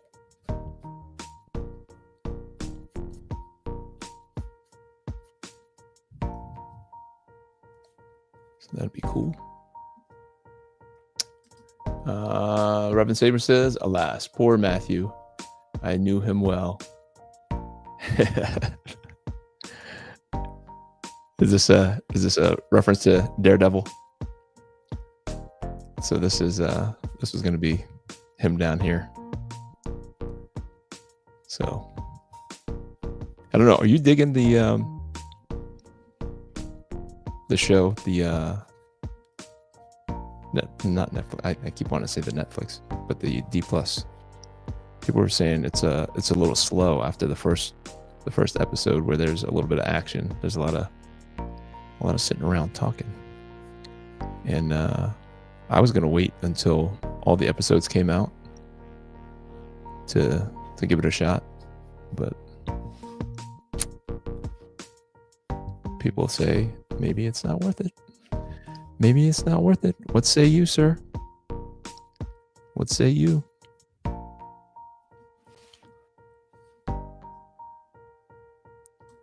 He says he gets the thumbs up from the fan himself. So if you're a fan, you still like it. Okay. I'll have to check it out. When are all the episodes supposed to wrap up for this season? I don't know if you know that offhand.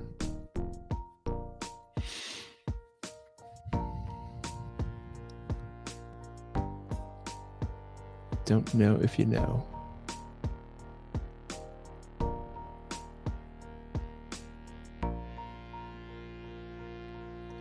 So yeah, I want to look up these actors and see if I can get somewhat of a likeness to like Mark Ruffalo here.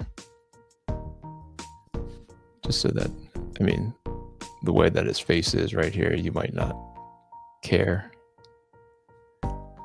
And the MCU version has his hair coming all the way down like this, where I don't know in the comics if it goes like if the Hulk has hair on the side of his head like this. I remember when Dale Keown was drawing it, there was no hair on the side of his head.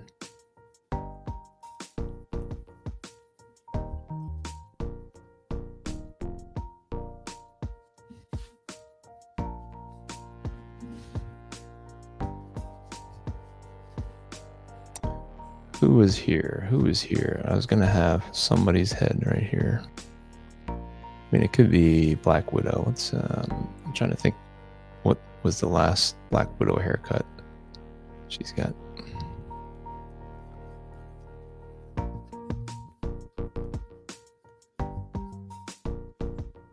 Scarlett Johansson. Just trying to picture. I know that. Well, I just don't assume that I would be able to draw her from memory. But let's see what that would look like there.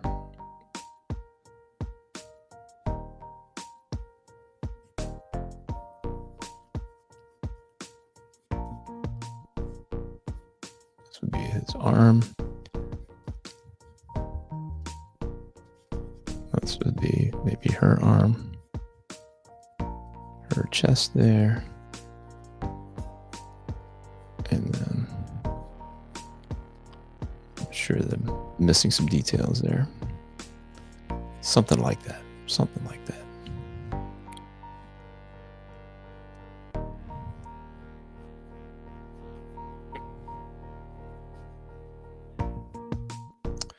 So did you guys go see the Snow White movie? Anybody see the Snow White movie? I think Patrick Daniel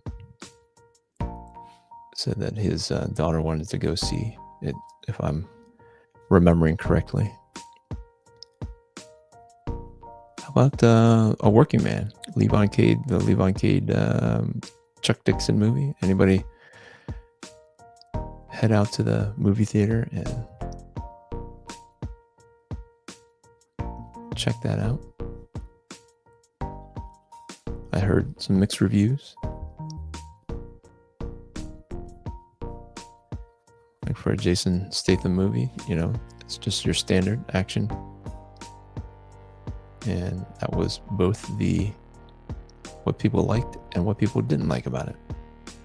And there was somebody who said that they didn't like it because the boss that he had, the construction boss that he had, they made him Hispanic, and in the book it was not.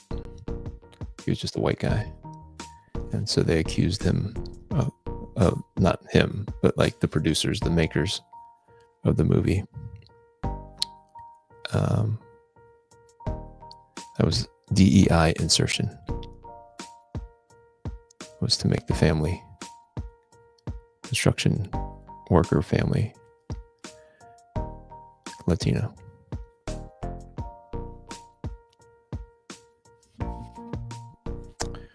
So we got that. Let's see.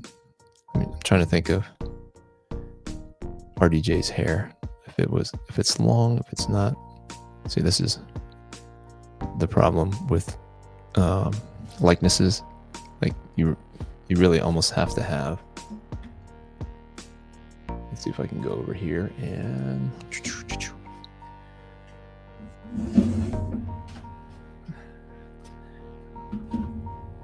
get that reference, right? Iron Man RJ. All right. Images. Let me put this. All right. I don't know if that messes up. Does that mess it up? The stream? Did it pause or anything? I don't want it to mess it up here.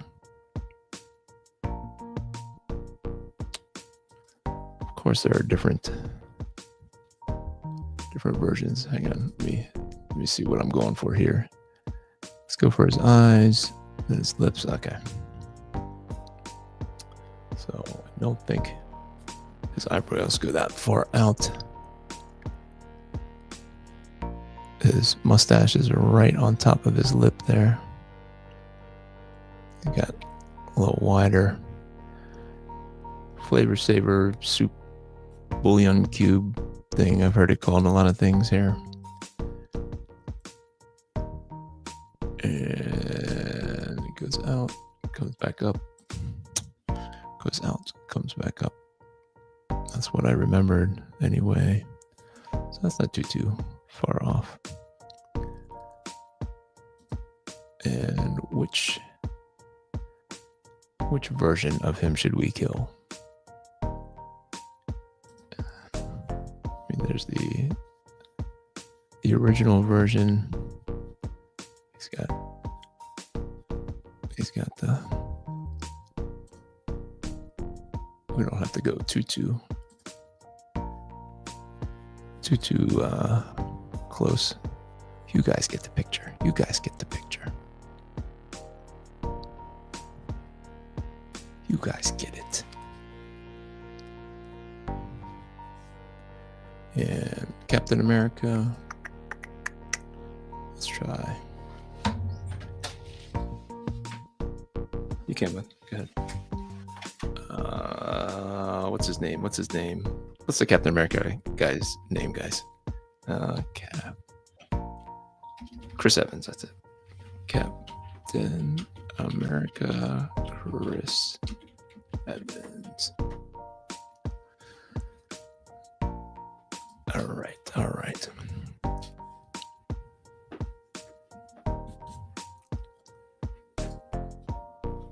Let's see if we have a. Do we have a definitive kind of? He's got a pointier nose than I remembered.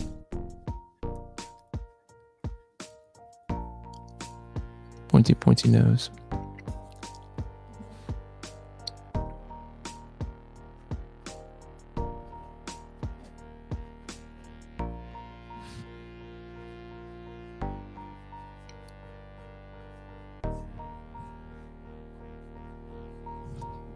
Pointier nose. Let's do the shield thing back here. I don't know how he would kill him with the shield on his back, but that's what we're doing. And that's a really cool suit. I still like that suit.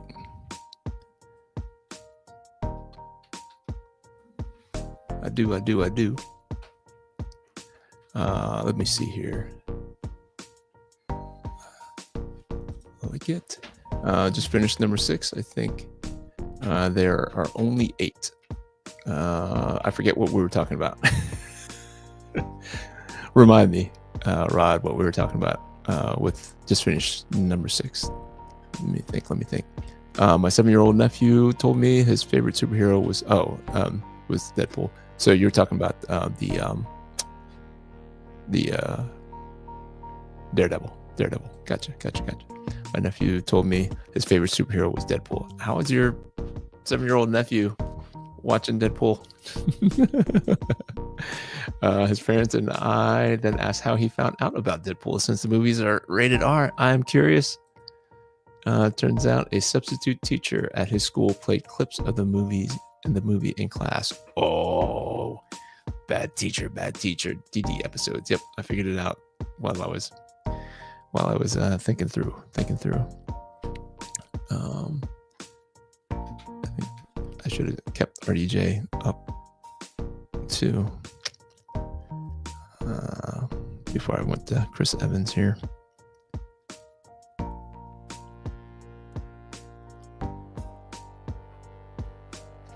I really dig this suit. I think this was from the first. No, was it the second movie? I wish you guys could see it. I think this was.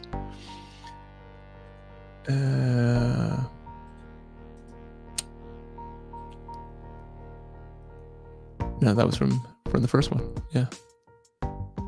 Or Avengers, the first Avengers movie. It was that one, which is very reminiscent of the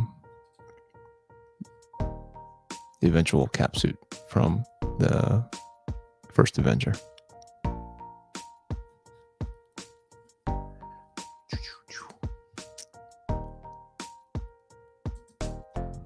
Yeah, that'll be good enough for that. Let's do Tom Holland. Tom Holland.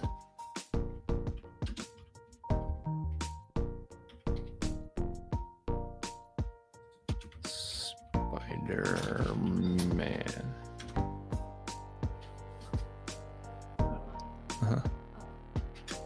You want to be on the live? I don't know if you caught my lovely wife coming in there. Let's look at Tom Holland, Spider-Man. All right. Let's try to get his.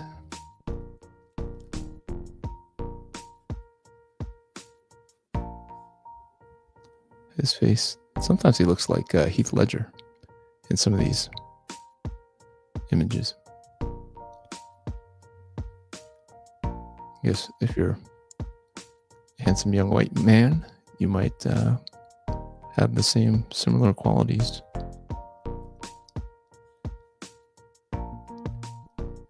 Let's see. Yeah, the one picture I'm looking at, he could pass for Heath Ledger for sure.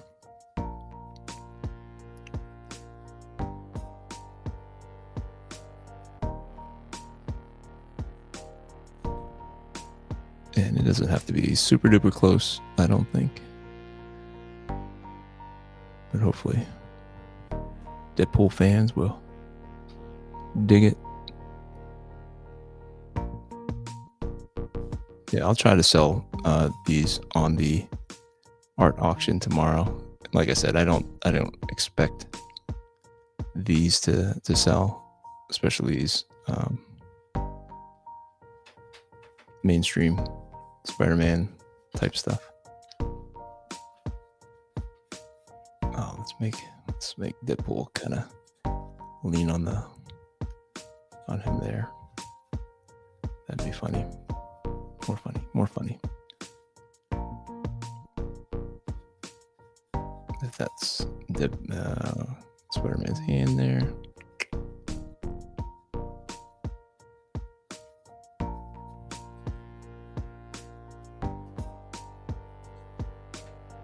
I don't know.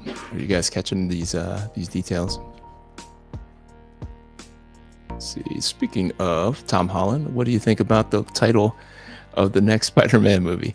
You know, I understand why. I mean, it's a fitting title, honestly,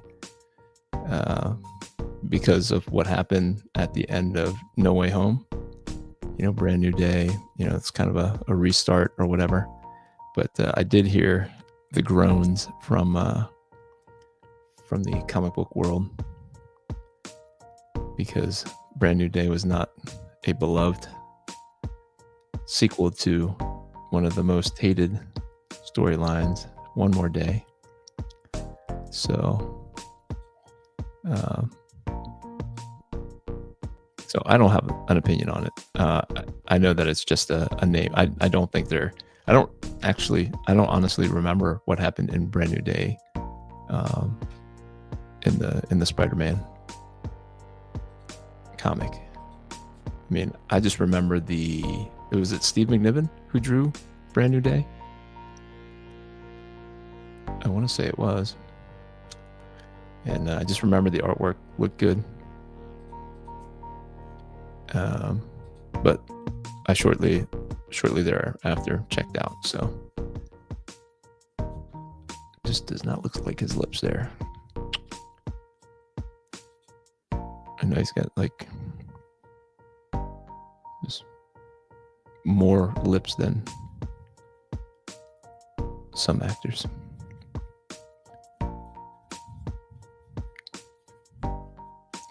And what is his shoulder? Shoulder.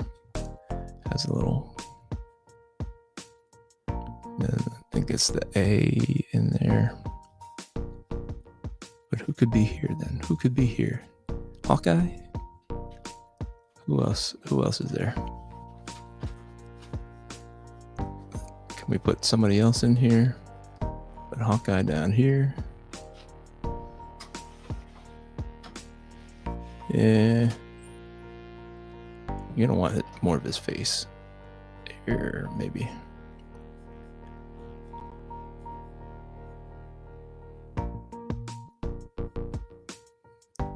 Just start off with a Jeremy Renner here. Mouth open.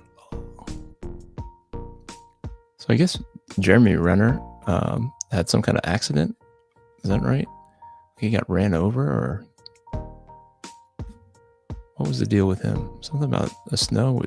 Did he get plowed over, or am I misremembering or mishearing? Does anybody know what happened to Jeremy Renner? Almost died?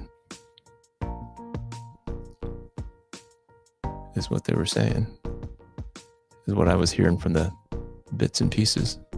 I don't remember that story. I don't know how long ago it was that I would have missed it. Because I think they were talking about the cast, the different names that were not on the chairs as they announced the cast of Doomsday. And so I guess Jeremy Renner was not on there. Maybe his mouth should not be open. Everybody's just dead. He looks like he's...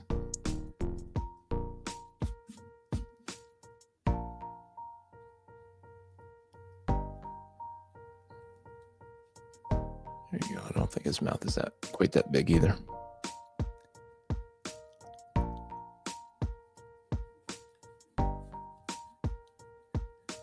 I think he had that. We'll go with that. And we'll see what's his face. Matt Murdock. Matt Murdock's the actor. Charlie Cox? Is that his name? Let's look him up.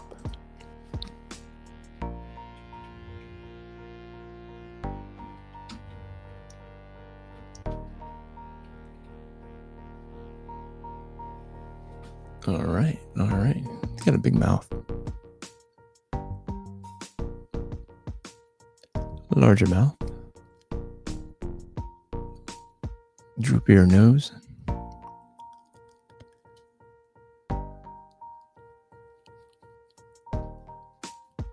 Oh, that'd be too big. Shrink that head down. Shrink that head down.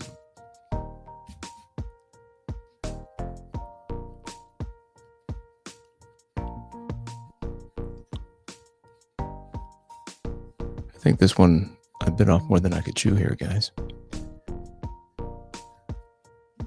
think I want to spend a little bit more time getting the likenesses more correct on this one before I pass it off. Maybe I'll do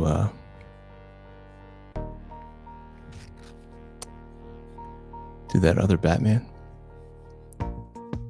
The ash can. Who could this be? Is there another Avenger that I'm forgetting? There's Rhodey. That's right. I could do Rhodey.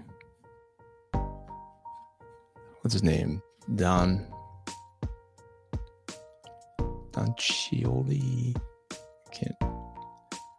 Can't quite remember.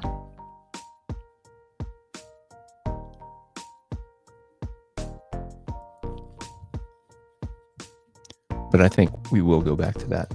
I think I'll leave it like that for now, if you guys don't mind, just so that I can get some good likenesses. I hate to kill the MCU and not have the likenesses the way that I wanted them. So, all right, let's get back to this bootleg ash can cover to Batman 159. So I was like super excited when I found out that was a preview ash can for the next issue, because I enjoyed issue 158.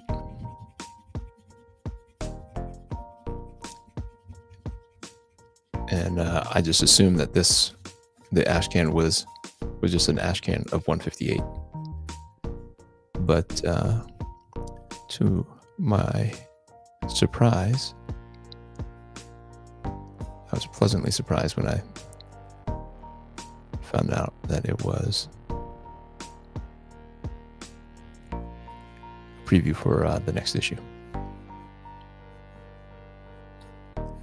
And I'm sticking with it that it is Jim Lee is just as good on this sequel as he was on the original. Hush.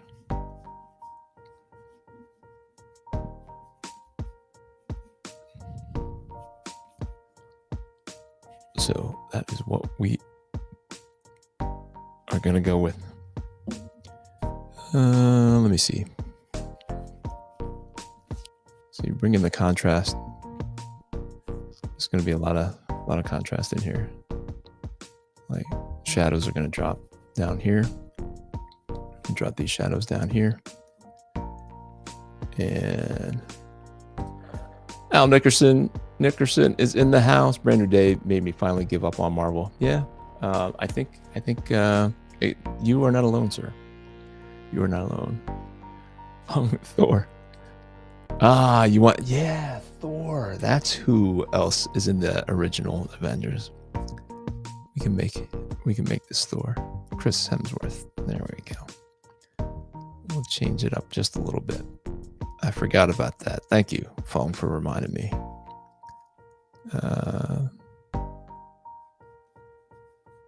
But that'll be Chris Hemsworth down there, because Deadpool kills the MCU as far as I'm concerned there.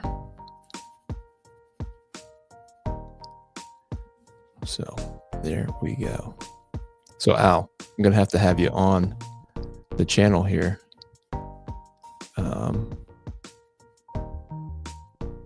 sometime soon, if you're available. I don't know what days work out best for you, and we can talk about Sword of Eden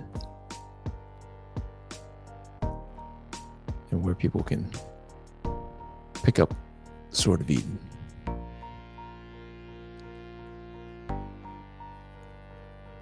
I'm sure they can go to like swordofeden.com, I think was the thing, or Messiah something, Messianic something or other.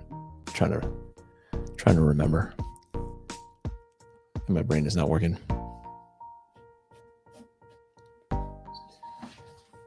All right, I think methinks that's enough to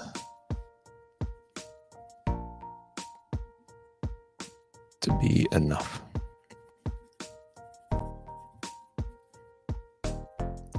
You got to remember that these pouches are a little pouchier. Not like the Greg Capullo New 52 design, where they were more like I don't know, I want to say like military belt-ish, futuristic. And these kind of look futuristic too, his belt, honestly.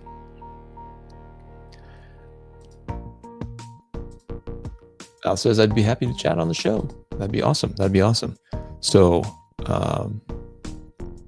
this week isn't good for me because I'll be preparing to go on a mission trip here the following week.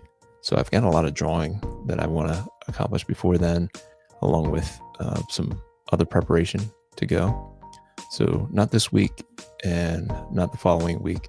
So sometime after Easter, Al, if you don't mind. And you just pick a day of the week that's best for you. And it can be pre-recorded. It doesn't have to be live.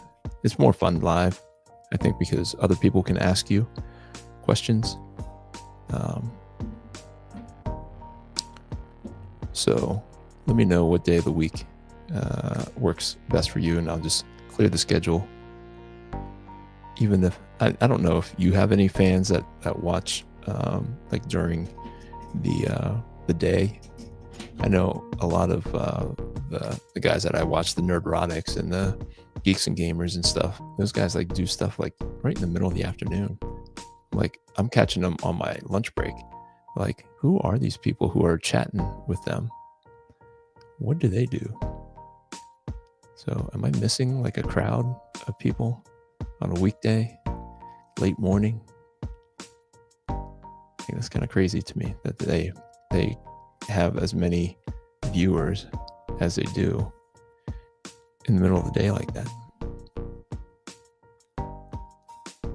So you can tell me what day of the week best suits your schedule, because I am a traveling salesman, and I can shuffle some things around as long as people aren't having a huge issue filing claims and things. And I have a pretty good sales customer service team that handles a lot of that. And so a lot of the quoting and the sales stuff that I do, I can do at night and shuffle that stuff around a little bit.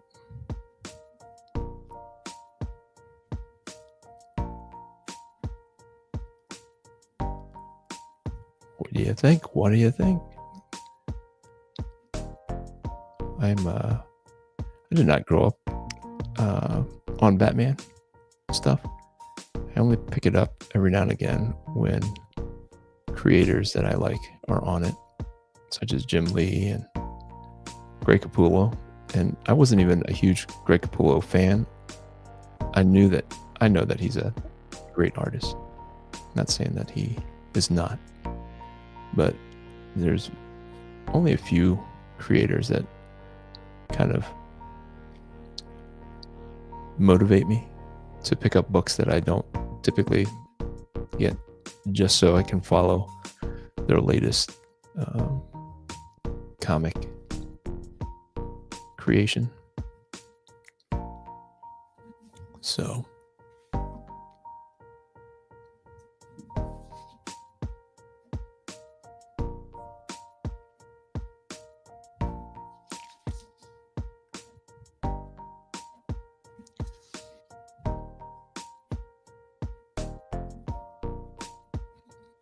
yeah, so I've been whenever I do sketches of this new Batman, I've been using the new outfit that Jim Lee came up with, or Jim Lee is using in this Batman 158.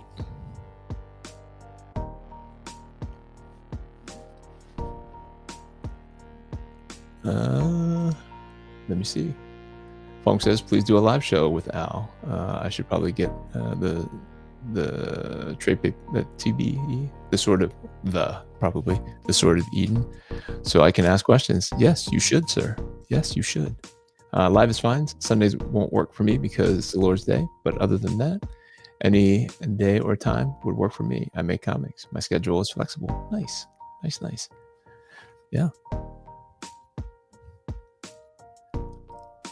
So Al, when you say you're checked out of mainstream comics, are you picking up anything? Are you into this Batman Hush 2? Do you follow it and choose to not pick it up, or does it just not interest you anymore? Period. Are you Are you just kind of fed up with the mainstream's lack of creativity, their lack of listening to their fans, their push towards, whatever story that they're doing to court new fans, non-existent fans, or a niche fan base that doesn't buy comics? We all know who those fans are.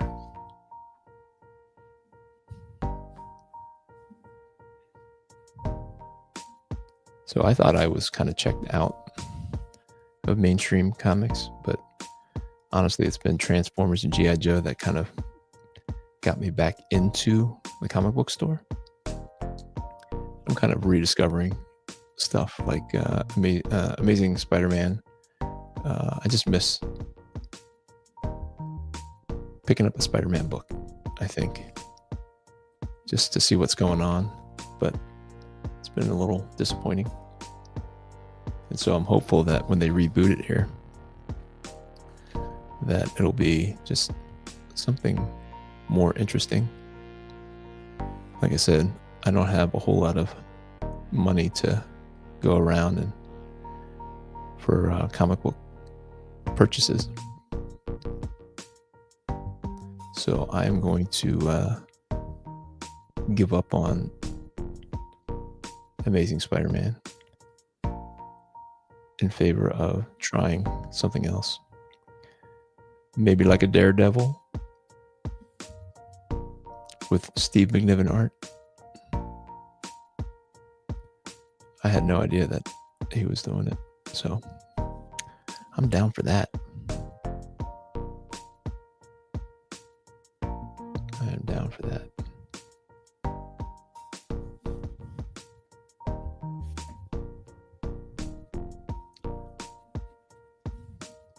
So this ash can just reminds me what I like about Jim Lee and his artwork.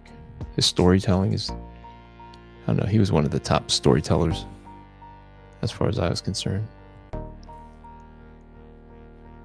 Just his ability for me to understand what's going on in the story, obviously, but the words just kind of add to the visuals, and it doesn't need much help.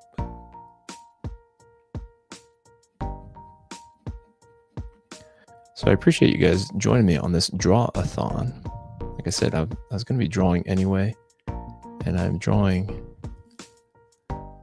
largely to kind of have something to offer on Pete Smetty's art auction on Comic Book Radio tomorrow at 9 p.m. If you want a shot at some of these, and if they don't sell, I'll put them on Etsy. But if they do sell, you're gonna want to be there if you really want them. Maybe you can hold out and take your chance on Etsy. But yeah, all this goes back to fundraising for Alpha Red number 7.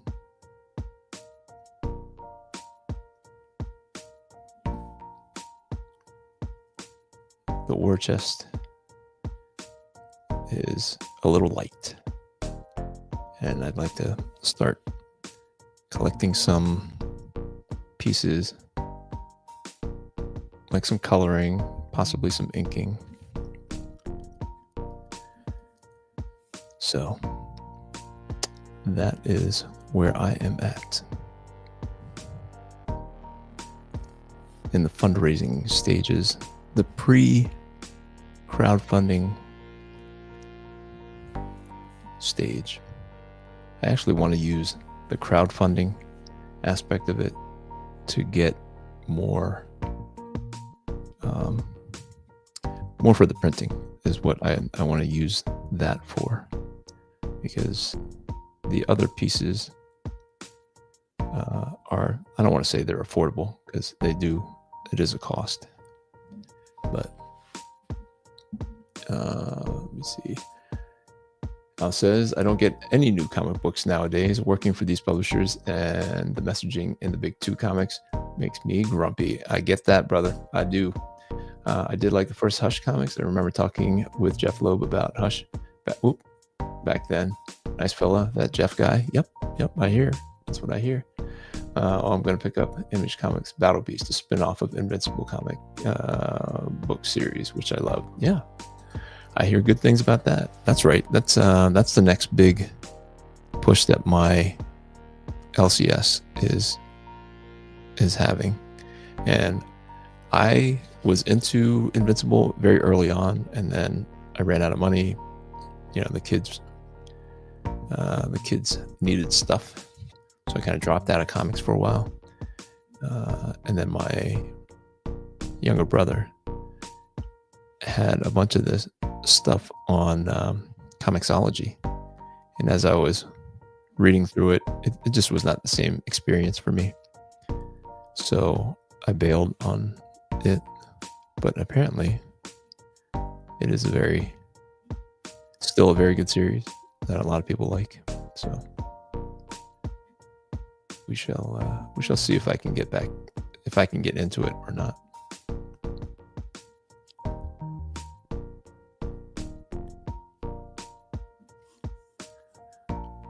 So let's see here. I forgot about Battle Beast.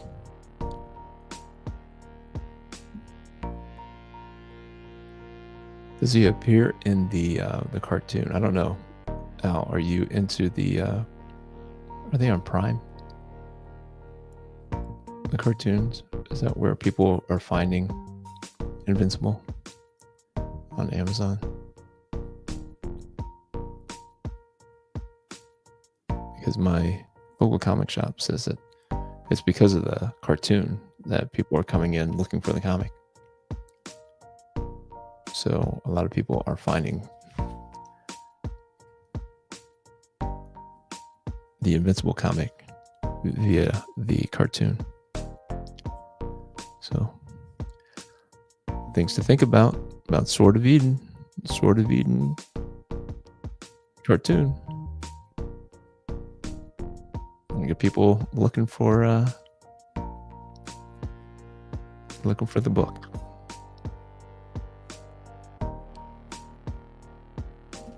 Yeah, we can talk shop and stuff too. The quality of the printing looks pretty good. Al, I'm always curious where other independent creators are printing their stuff. I know that Pete Samedi is tight-lipped about where he prints his newsprint stuff. And he said he actually might have to give up printing it on newsprint because of the quality that newsprint printers, the problems he's having with them, the way they ship it. He was saying they just don't have any respect for it after they print it out. The damages that come with those comics are getting to be so bad that he is thinking about going with another kind of printing and paper, just so that he can get better shipping service. Says he doesn't have any problems with the other offset printing and stuff. It's just the newsprint stuff. But I like the quality of your Sword of Eden books. So we can talk a little bit about the shop. Talking shop.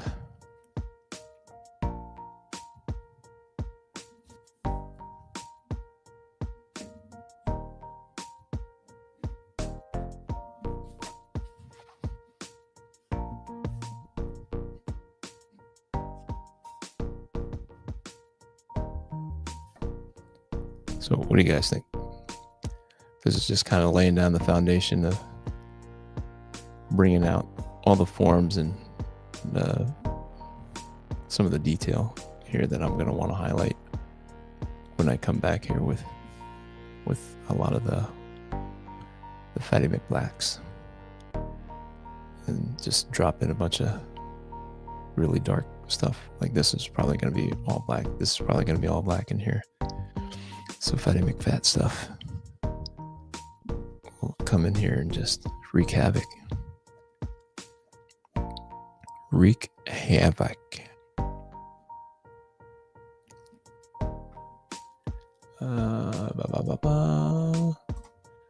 Al says, I don't watch the Invincible animated series, but if it gets folks to read comics, then it's great. Yes, I agree. Looks like Batman. Yes, sir. The Sword of Eden was printed by Marquis in Canada. Okay. Shinobi was printed by Comics Wellspring, who is now printing a new limited edition print for me. Nice. Okay. I did use Comics Wellspring for my foil covers, and I wasn't a huge fan of the cardstock cover, but that might have been because of the foil. But I think they only do a thicker cover, so I don't know. I'll have to maybe revisit that. Looks like Batman is about to lay down some smackdown. That's right, sir. He's coming for you. He's coming for you, sir. He is coming for you. Beware.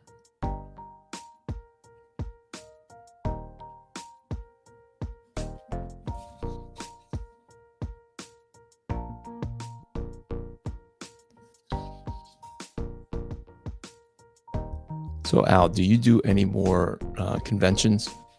Did you ever do conventions? I'm sure you've done at least a few. And if you are, where are you going to be?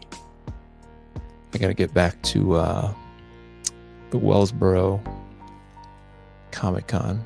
He said that he would trade me for some artwork for a free table down in Wellsboro, PA. It's about 3 hours from me. And so free is right up my alley, because I've been paying. I've paid for a few homeschool conventions this year, and that's really the only place that I have paid for, and I'd like to keep it that way. And if I don't even have to do that, hopefully one of these days they'll invite me to these homeschool conventions. I would be even happier. Let's see.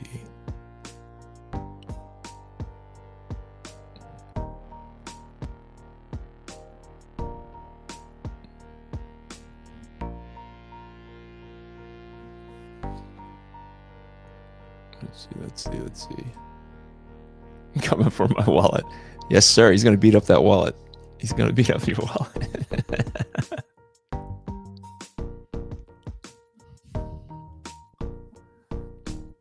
Going to beat up that wallet. That money belongs to me. That's Batman saying that, not me. That's Batman.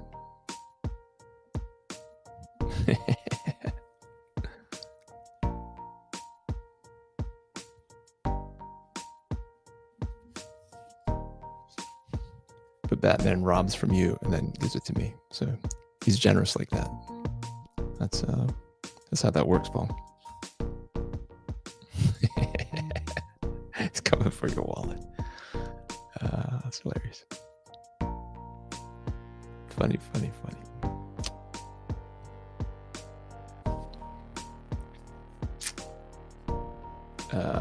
I've done plenty of cons. I usually go to the New York Comic-Con each year. My last signing was on Free Comic Book Day last year at Havens of Heroes in Port Jervis, New York. Okay. I don't know if I know where Port Jervis is. Is that down by the city? James is always after our money. It's Batman. I swear it's Batman. And Daredevil, he's the one coming for your money, for your wallet. But like I said, these heroes, they're generous. They hand it over to me then. They're saving the day, one drawing at a time.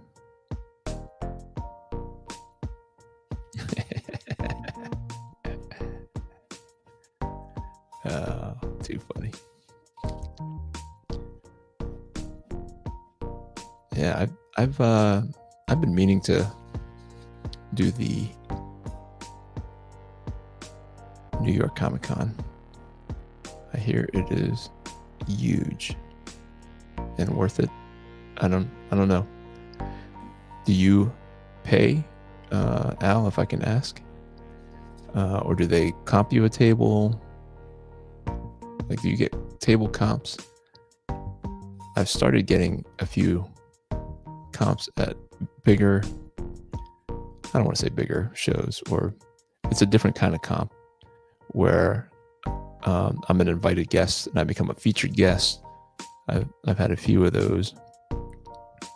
Not as many as I'd like. I'd like more featured guest things because they usually pay for your travel. They'll pay for a hotel and stuff. So not just a table comp where they give you the free table space, which is great. I mean, that's where it all started.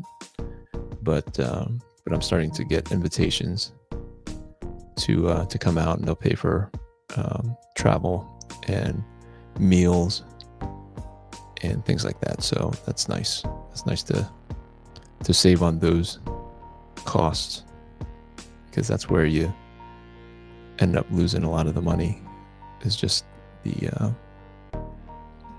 cost of table. That's the stress when you, before the show even starts, you have a dollar sign in your mind that you have to meet in order to, before you make it worth the trip. So I don't know if New York for you is, I assume that you're in city somewhere, or somewhere close to the city, by the sounds of it from your other interviews and stuff. But I mean, it would be it's a 5-hour trip for me to go down to the city from here. And then I'd have to get a place to stay. I have a cousin who lives in Flushings. Well, I don't know where he lives now. I mean, he still has a house in Flushings.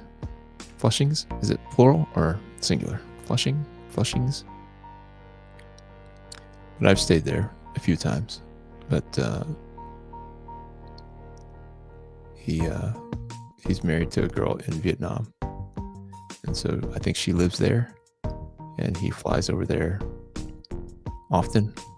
He can work remote, so sometimes he works from Vietnam, but I think he has a place in the city. If he were around, I'm sure he would let me crash at his place. But getting in and out of the city, especially if you have books and stuff, I gotta say, I'd be super intimidated. Super duper.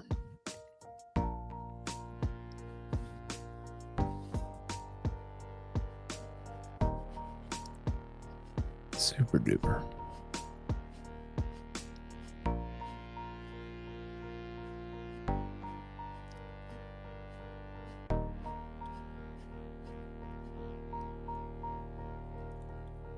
Let me see.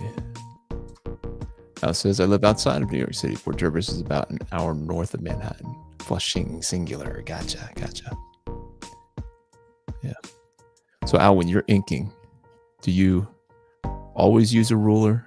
It looks like your lines are pretty straight. I don't know if you've got the gift of a steady hand that you don't need a ruler as much.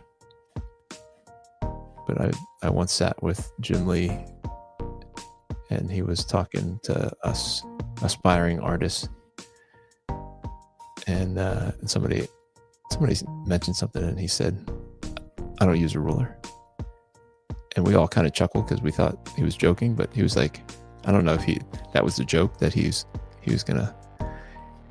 does use a ruler, and he was gonna stone face us and make us think that he doesn't use a ruler.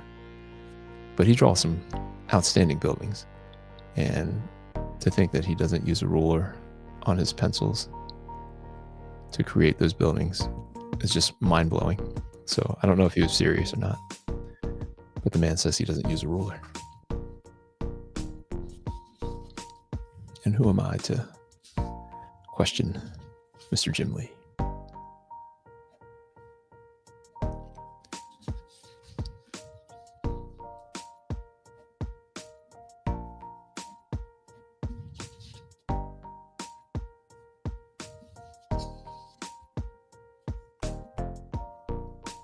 And do you use, let me see. Al says, for inking straight lines, I use a metal triangle and a Hunt 102 nib. Wow. Okay. I'm not a ink dipping artist. An open bottle of ink scares me. I just feel like it's gonna spill everywhere.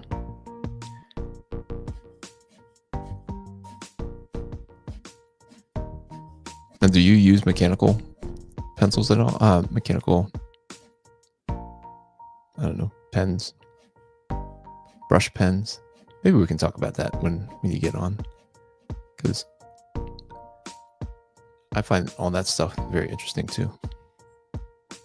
All right, we got the lines down. Now we're gonna bring in the contrast. Bring in this contrast.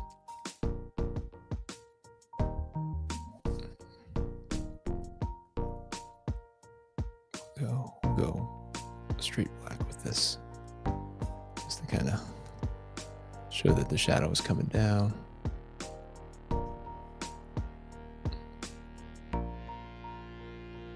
Coming down.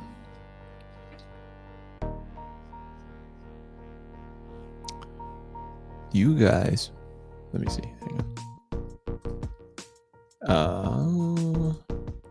Fong says maybe Jim Lee doesn't use a ruler, but his inkers do. I think maybe, but like I've seen his pencils, and those buildings are pretty straight. Those building lines are pretty straight. All you young kids like your microns. It's just predictable. Now that's why we use it. You know, it's a patience thing, I guess, maybe. Like this is obviously a brush pen. I don't know if you're into brush pens. It's just like I said, the nibs and the brushes and all that stuff. It's not really what I used as I was learning how to draw and create my comics. So it is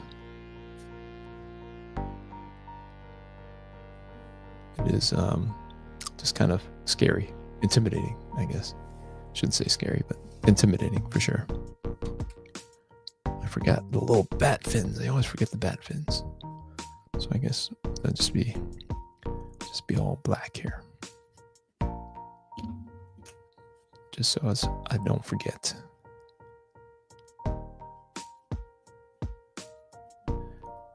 And it's just it is intimidating just to bring it out. And there's the whole process of like bringing out the ink, and if you drop, like if I drop this, you know, I get like a little fleck here or there. You bring out like a brush, you drop that brush, and that was dipped in ink. Oh my goodness, I can only imagine. This is also my work office. I have two separate computers. This is my fun computer, my refurbished whatever that I bought online. But I also, like, my laptop is right here too, and that's my work laptop. I don't have it on right now, but I mean, I can just imagine what a mess. What a mess that would be if I were to drop a brush full of ink.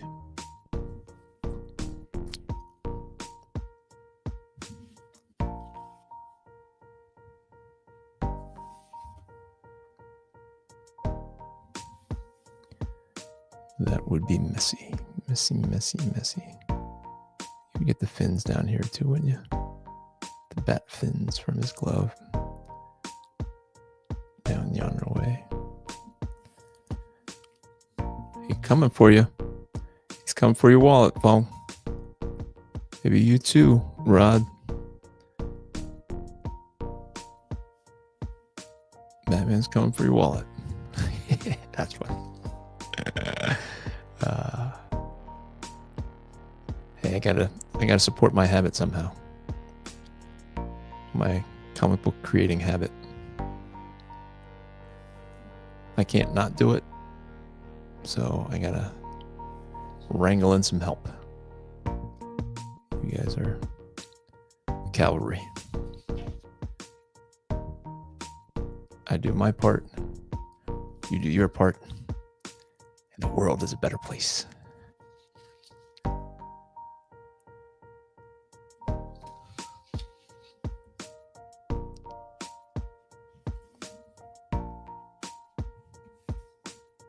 Let me see. Al says, I use brush pens while at MTV Animation, so yeah, I ink with the Series 7 Sable brush and Hunt 102 nib. Wow. Tape the bottle of ink to your drawing table. You don't drop the brush. Yes, don't drop the brush. Easier said than done, sir. Easier said than done. I can't say that I've ever dropped a brush. I think it's just the fear of it. I mean, I have brushes right here. I mean, I have stuff. I don't know what this is. This is an M. Grubacher 4720R Bristolet. You ever hear of that? No. Is that too big? I don't know why I have it. Honestly, it's been like I've wanted to try all things, like to see what best gives me the outcome that I want. But yeah, I fear the open ink bottle.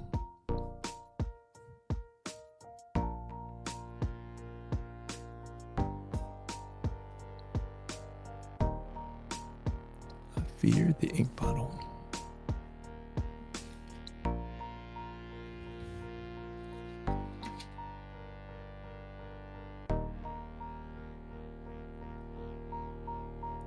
So you guys, what are your plans for this weekend? This evening? Movies?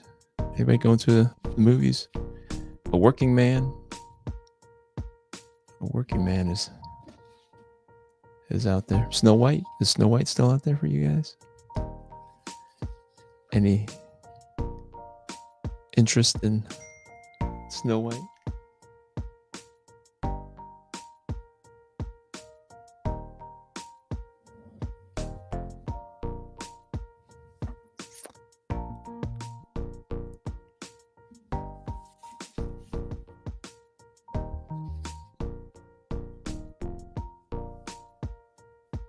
So should this be all black here?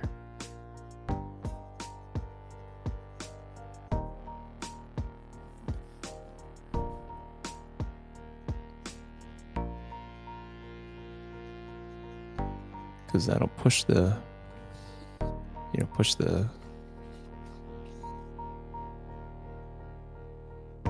arm back and give it some depth.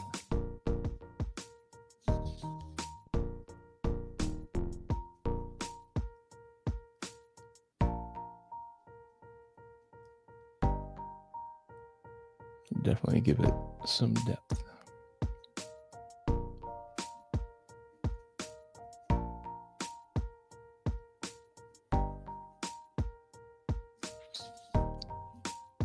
That's where it is.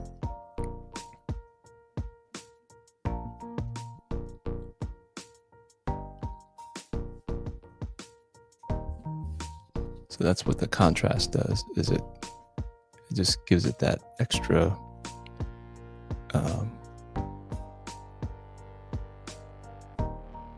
realism, or not realism, but just the interesting visual.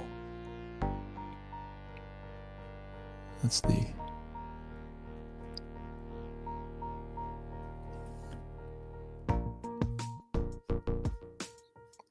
the plus of it.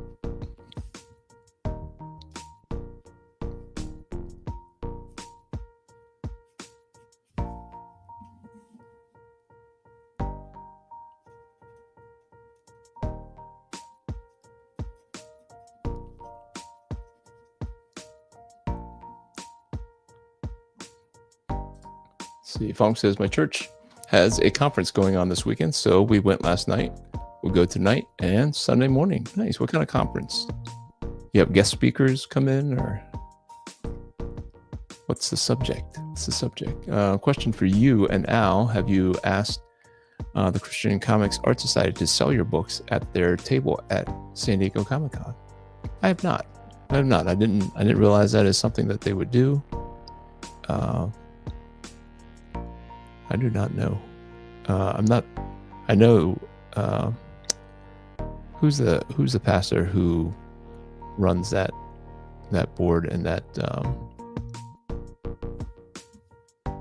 organization. I don't want to say organization. Is it an organization? But I have not asked. I mean, that would be cool to have Alpha Red at the San Diego Comic-Con.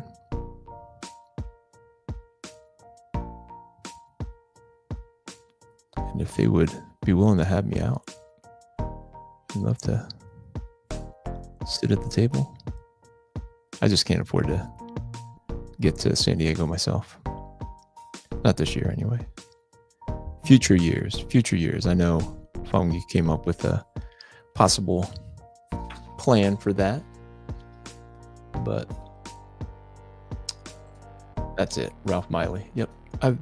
Ralph has reached out to me for, I forget what he reached out to me for, but we are connected online on Facebook, I want to say. So, no, I don't know how to go about it to get my books there, and what that deal would look like, or, I have to make fiscal sense too, to have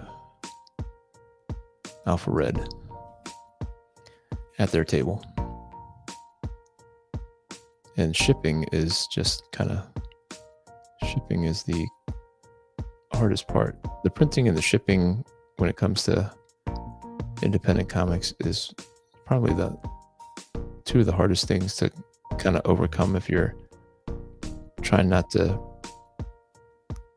lose money doing it.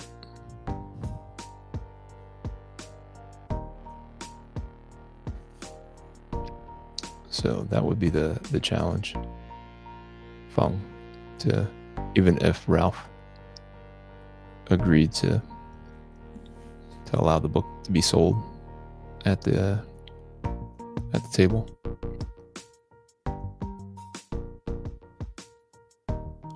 That would be the challenge.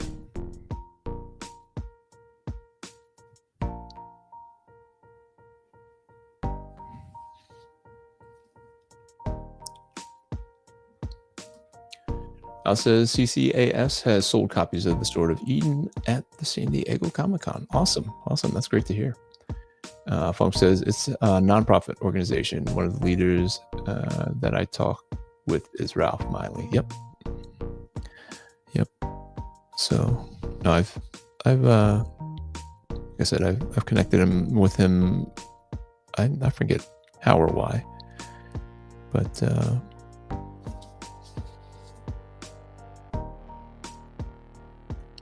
yeah, I haven't been posting much on there lately. I don't know. like hot or cold with social media. You know, for sure it's a necessary evil when you want to promote your stuff. But I try to stay off of it. It's just distracting. All right, guys, I think that's it for this one here. And I can smell that dinner is almost ready, and I'm actually getting pretty hungry.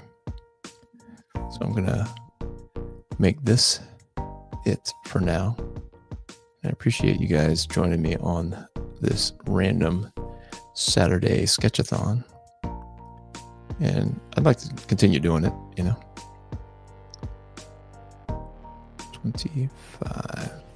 So I will also leave this for auction tomorrow on the Comic Book Radio show with Peter Simeti, along with these other ones. I don't know if I'll have this one done by then or not, and I don't know if that's the right crowd for that mainstream art.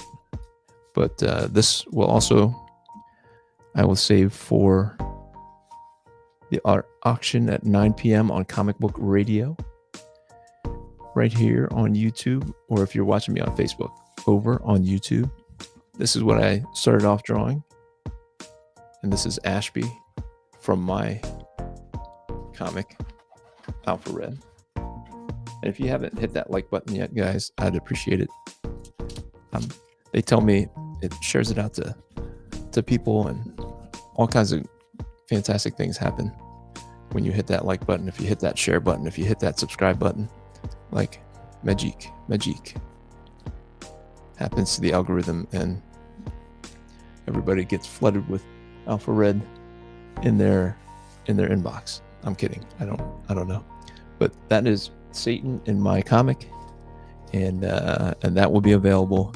This is Omega Black, one of the transforming robot tanks that Satan pilots to try to take over the world.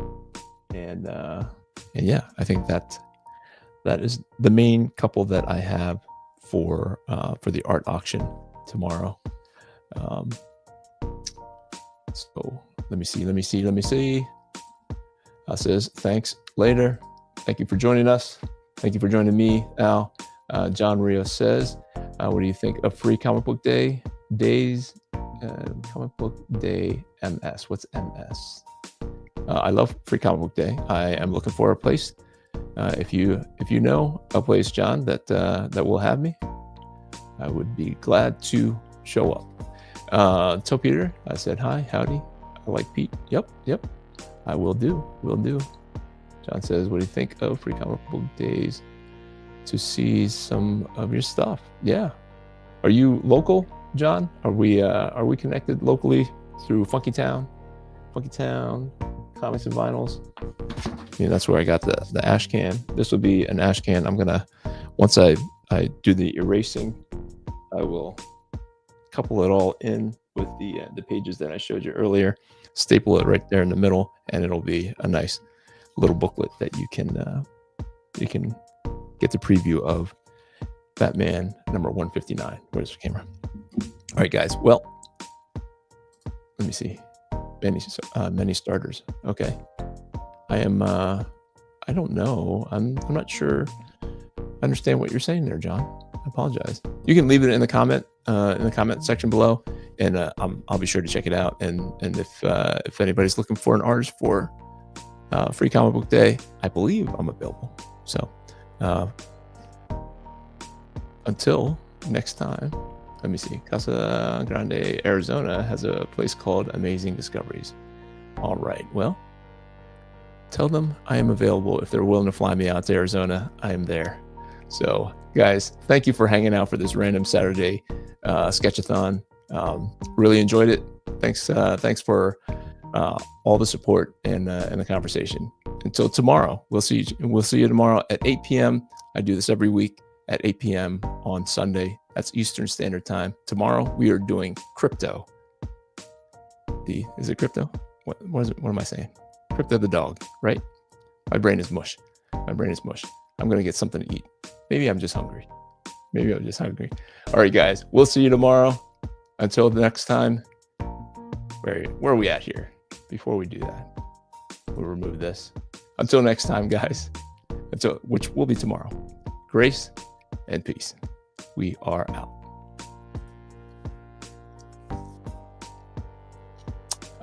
I gotta hit it twice again.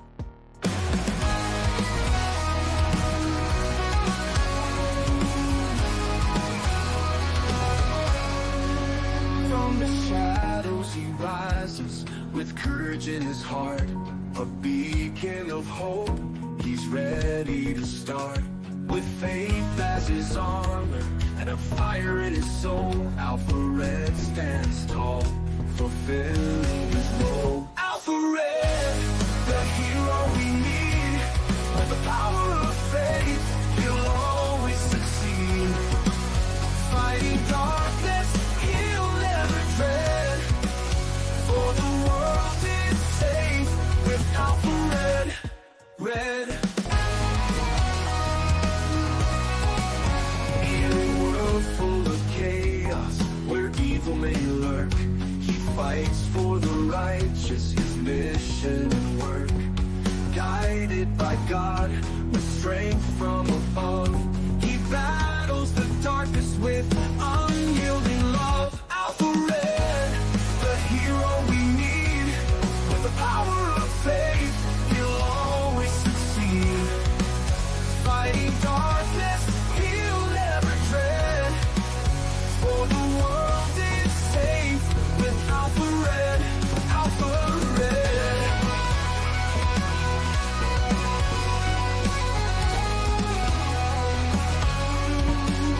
When the night seems too long and hope seems so far, look to the skies, we'll see his bright star. With a prayer and a promise, he faces the fight. Alpha Red shines through, the beacon of light. Alpha Red, the hero we need. With the power of faith, he'll always succeed. Fighting darkness, he'll never dread. For the world is safe with Alpha Red. So stand tall with courage, let your faith lead the way. With Alpha Red beside us, we'll see a brighter day. For evil may tremble, but never forget, the world is protected by our hero, Alpha Red.